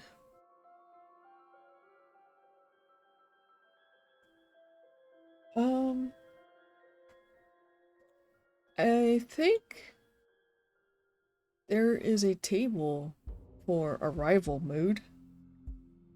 Or maybe I'm thinking...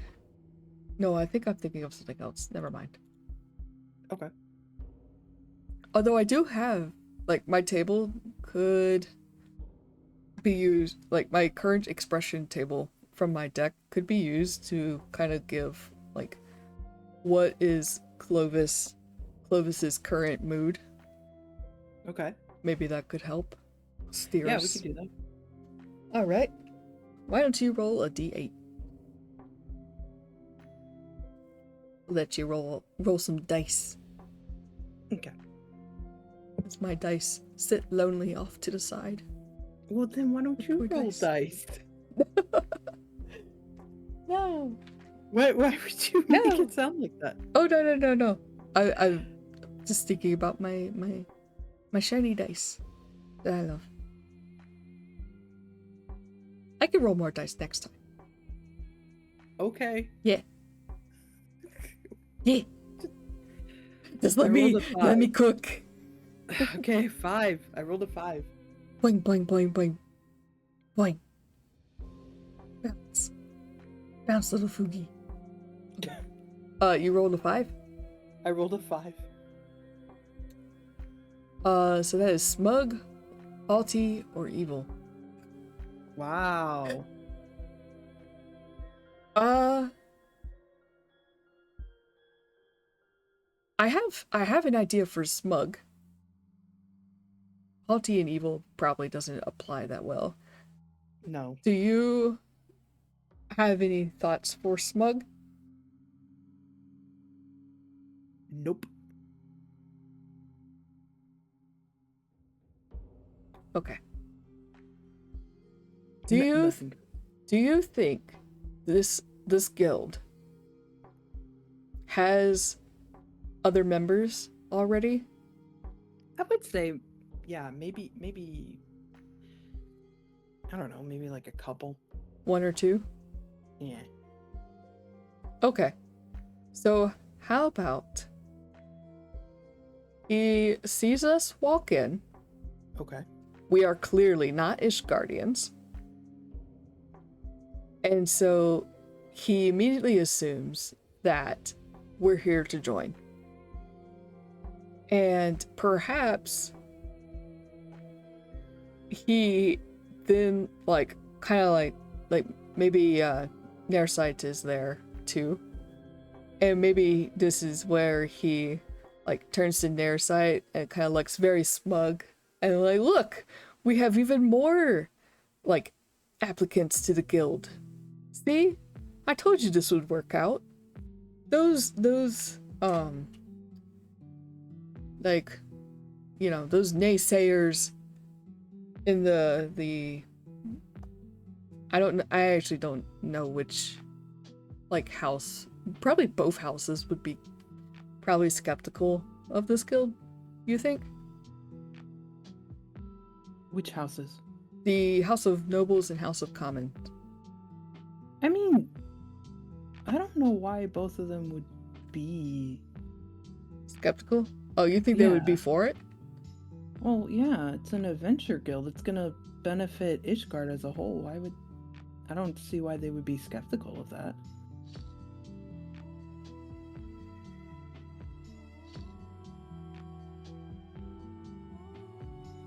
Like, I could see if, like, one of the other 4 houses was giving this person flack, but We could do that then.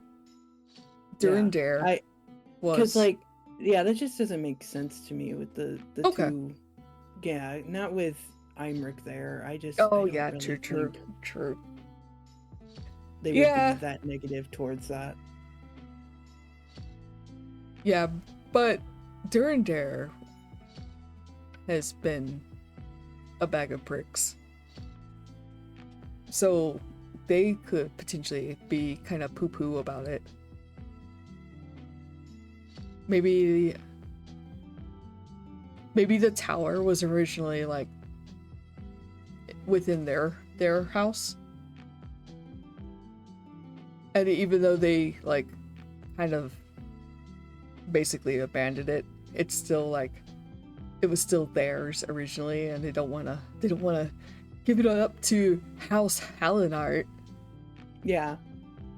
They're Yeah, I like, can see that. "Bah, you're just gonna fail, and then we'll just get it back." Even though they kind of ditched it.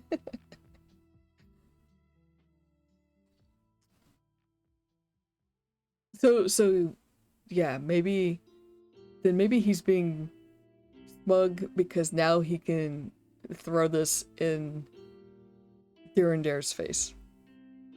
Yeah. Yeah.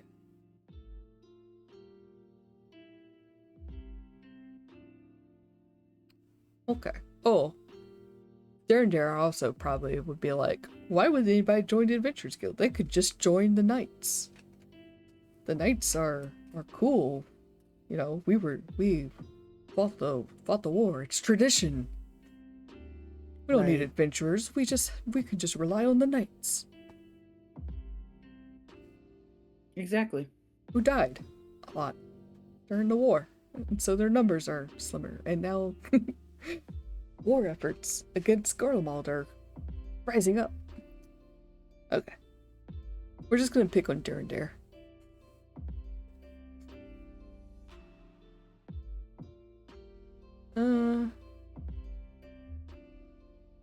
Okay. Is it alright if Lars charges forward? Yeah, you can go ahead. Okay. He is eager to shake off his little reveal, his revelation, and is kind of ready to hopefully Umbrius will forget about it. You know, Umbrius doesn't know why he would need to forget about it. and so he charges forward and goes, "Hi! We're here to join the Adventurers Guild." Just puts it forward. Okay.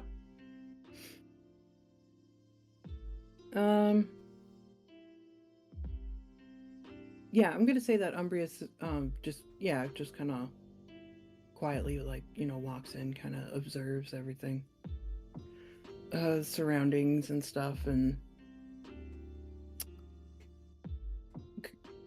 kind of figures that it should be okay for Lars to speak up, and because it gives him more time to kind of, like, look around and see the surroundings and all that.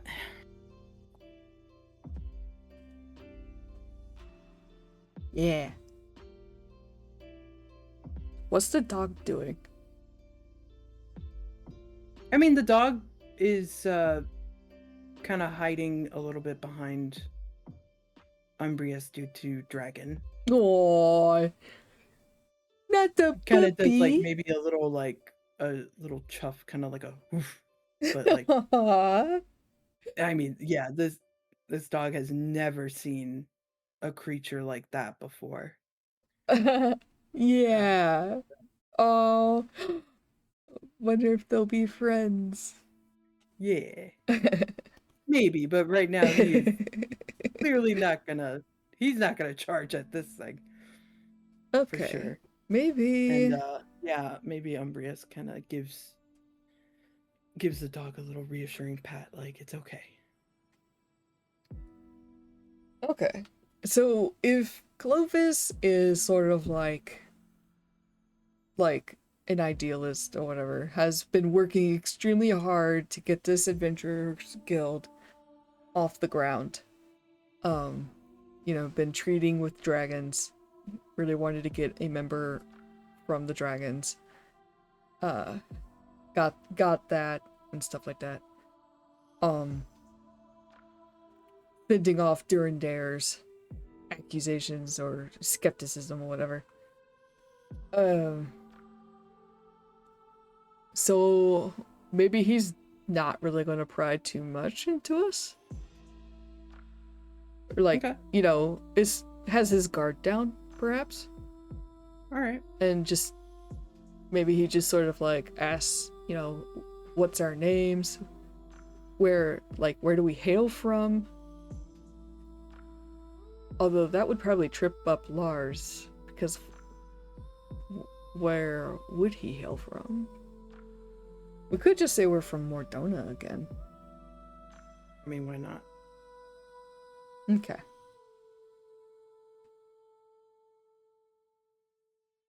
Who's saying that, you or me?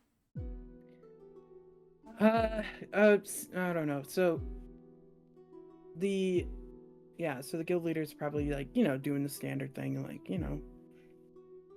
what are you interested in? Where are you from? Blah blah blah. And then Lars kind of gets choked up on the whole like where you're from, where you hail from. Yeah. So then Umbrius just steps forward and is just like, yeah, we hail from Mordona.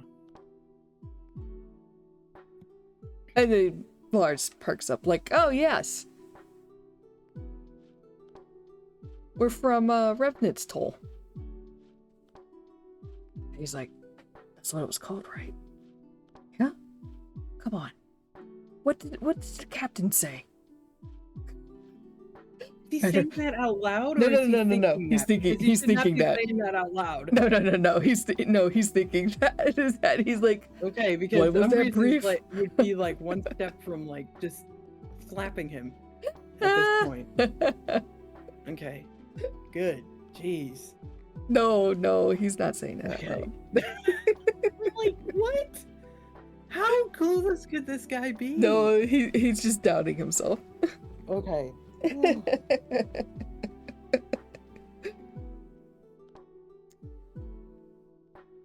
Okay.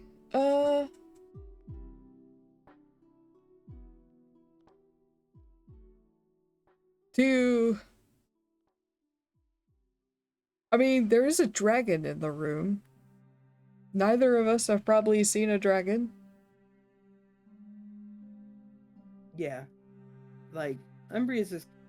Oh my goodness, the vehicle's out there. Umbrius is probably, staying kind of far away from the dragon as well, because, I mean, yeah. Never seen that before. But he's not, like, too wary of it, only because, like, this dragon's similar to how it has like a little like tool belt on, it's got like, and then on the tool belt there's like, little crafting tools, like a little hammer and stuff. And I don't know, maybe this dragon also does have like a monocle or little spectacles that it has, like goggles. So, like goggles, yeah. Ah. So Umbrius is probably like, okay, well, oh my god. Oh, Are they dragging another canister yeah. outside? Aries just sat straight up. You're okay, baby. Aw, quit scaring my cat. I know, like... Yeah, I'm pretty sure that's what they're doing. I think they're dragging another, like, dumpster bin down the road outside my window. Yeah. Sorry if the mic picks up on that. Yeah. But, yeah, so Umbrius is sort of like, well, clearly this creature has a toolkit, goggles. So that means sentient. So that means probably will not try to eat us immediately or breathe fire on us. So I think we're good. Meanwhile, Lars. Yeah. Yeah. Oh, did they Lars. leave? I Good. think so. They did. Good. But causing a ruckus. I know. Scaring my boy. He's laying back down, but he's not happy about it. Wow. We're gonna go fight them. Yep. Yeah, no, Lars is gawking again. Probably just outright goes, "What are you?" Or "What is that?"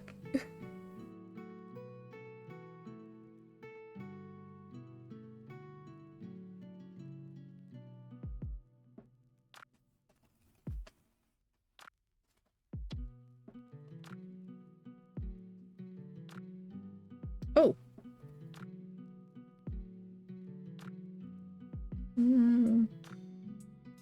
What's up? I was wondering, like, should we roll to see how Nairsight responds to that? Yeah, and I think you should roll because it's your character is the one that's always like, what is that? Out loud. He doesn't know that it's Probably pointing. Yeah. Rude. No manners. I'm not rolling for that. I mean, the upside. Umbrius is being chill. And the dog. Well, the dog is scared, but at least the dog ain't gawking at it. Like, you know, the upside is that the dragons were all pretty, like, are kind of more around this area, so it's probably not too surprising that we've never seen a dragon. Like, in their eyes, they're not too surprised by our surprise. Yeah. Let's see. So there's that.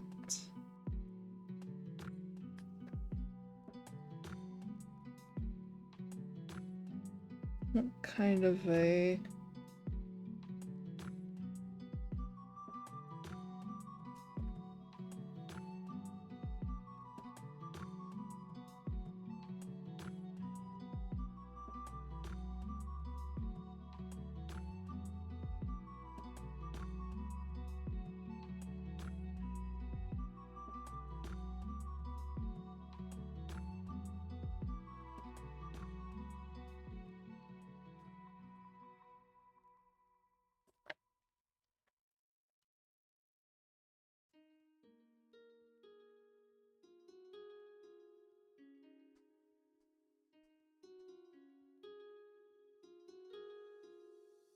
I wish I had a kind of like a response kind of table. You know, kind of like an emotion kind of thing. Like, do they get angry? Do they take offense? Do they laugh at you? Are they doing the polite ha ha ha ha ha? You know, that kind of thing. Mm-hmm. Maybe I'll just roll off of my little expression table. And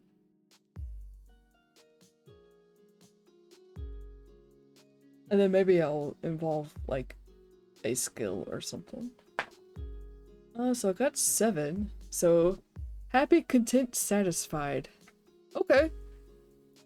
Well, alright, so maybe instead of being offended by Lars going, "What is that?" Maybe Nearsight actually takes this as a moment to preen, you know, be like, I am a dragon, you know, uh, you know, because this is probably not too uncommon, you know. Right, yeah. Yeah, people are still probably gawking at him in the streets. Yeah. It's still an oddity. Yeah. And I bet he takes pride in being the first dragon member of the Ishgardian Adventurers Guild. So yeah, probably kind of puffs his chest out and, you know, announces that he is Nearsight and he is a dragon. Which probably startles the tar out of Lars, who didn't expect it to talk. Yeah, maybe even Umbrius's eyebrows kind of like shoot up a little bit, like, oh, all right. Okay. Sentient indeed. Definitely sentient. A spoken type character, dragon. Yeah, so okay. Alright, cool. So that worked out. Yay! We didn't get kicked out. Yeah.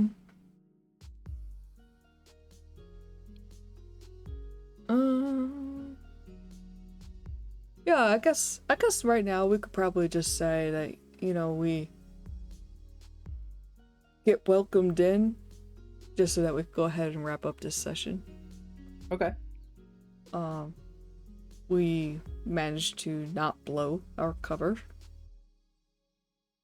Surprisingly. And yeah.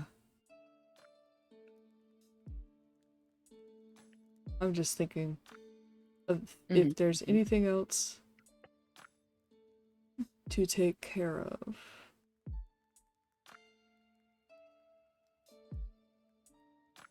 Do you have anything you want to resolve in this session? I mean, not really. I honestly, you know, was just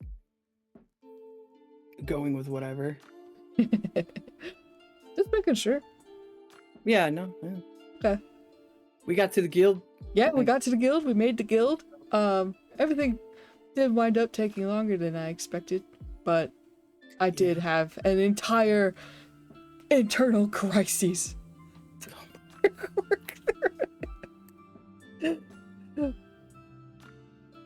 But that's okay, because I feel like we got a couple of interesting characters. We got an interesting guild, which is funnily enough, pretty lore compliant. Yeah. For the most part.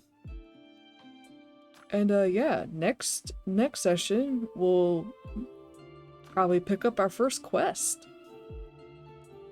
Let's go. Woohoo! And like from there, I don't know what's gonna happen. I don't know what we're gonna do. All I know is that we really need to work to get our clothes changed. Because it's still in the forefront of my mind that we're dressed up like heretics, and I feel like that's not helping us. Well, we're just like right now we're wearing, like, in our artwork we're wearing Garlean colored robes and stuff. Like, we're basically wearing neutral colored versions of that, really. Yeah. Yeah. But I just don't like the heretic thing attached to it, so. Yeah, we do need some armor. Yeah. Some better armor. So yeah, maybe that could be like our goal is to make money, get armor. All right. Exactly. Yeah. So yeah, we're gonna wrap it up for today. Thanks everybody for coming. Yes, nice solid, appreciate all of you. Nice solid 4-hour session. 4-hour chunk. Yeah. At one point I did drop some frames for some reason, but it was not that big of an issue. Yeah, still kind of working out the flow of how we do things. This is our first GMless game together in Yeah, years. years. And we've only ever done one before. Mm-hmm. And it definitely wasn't on this scale either. Yeah. It was just Ironsworn. To Twitch. Okay. Looks like we are possibly on the low end again, so we'll probably just wrap it up for today. Okay.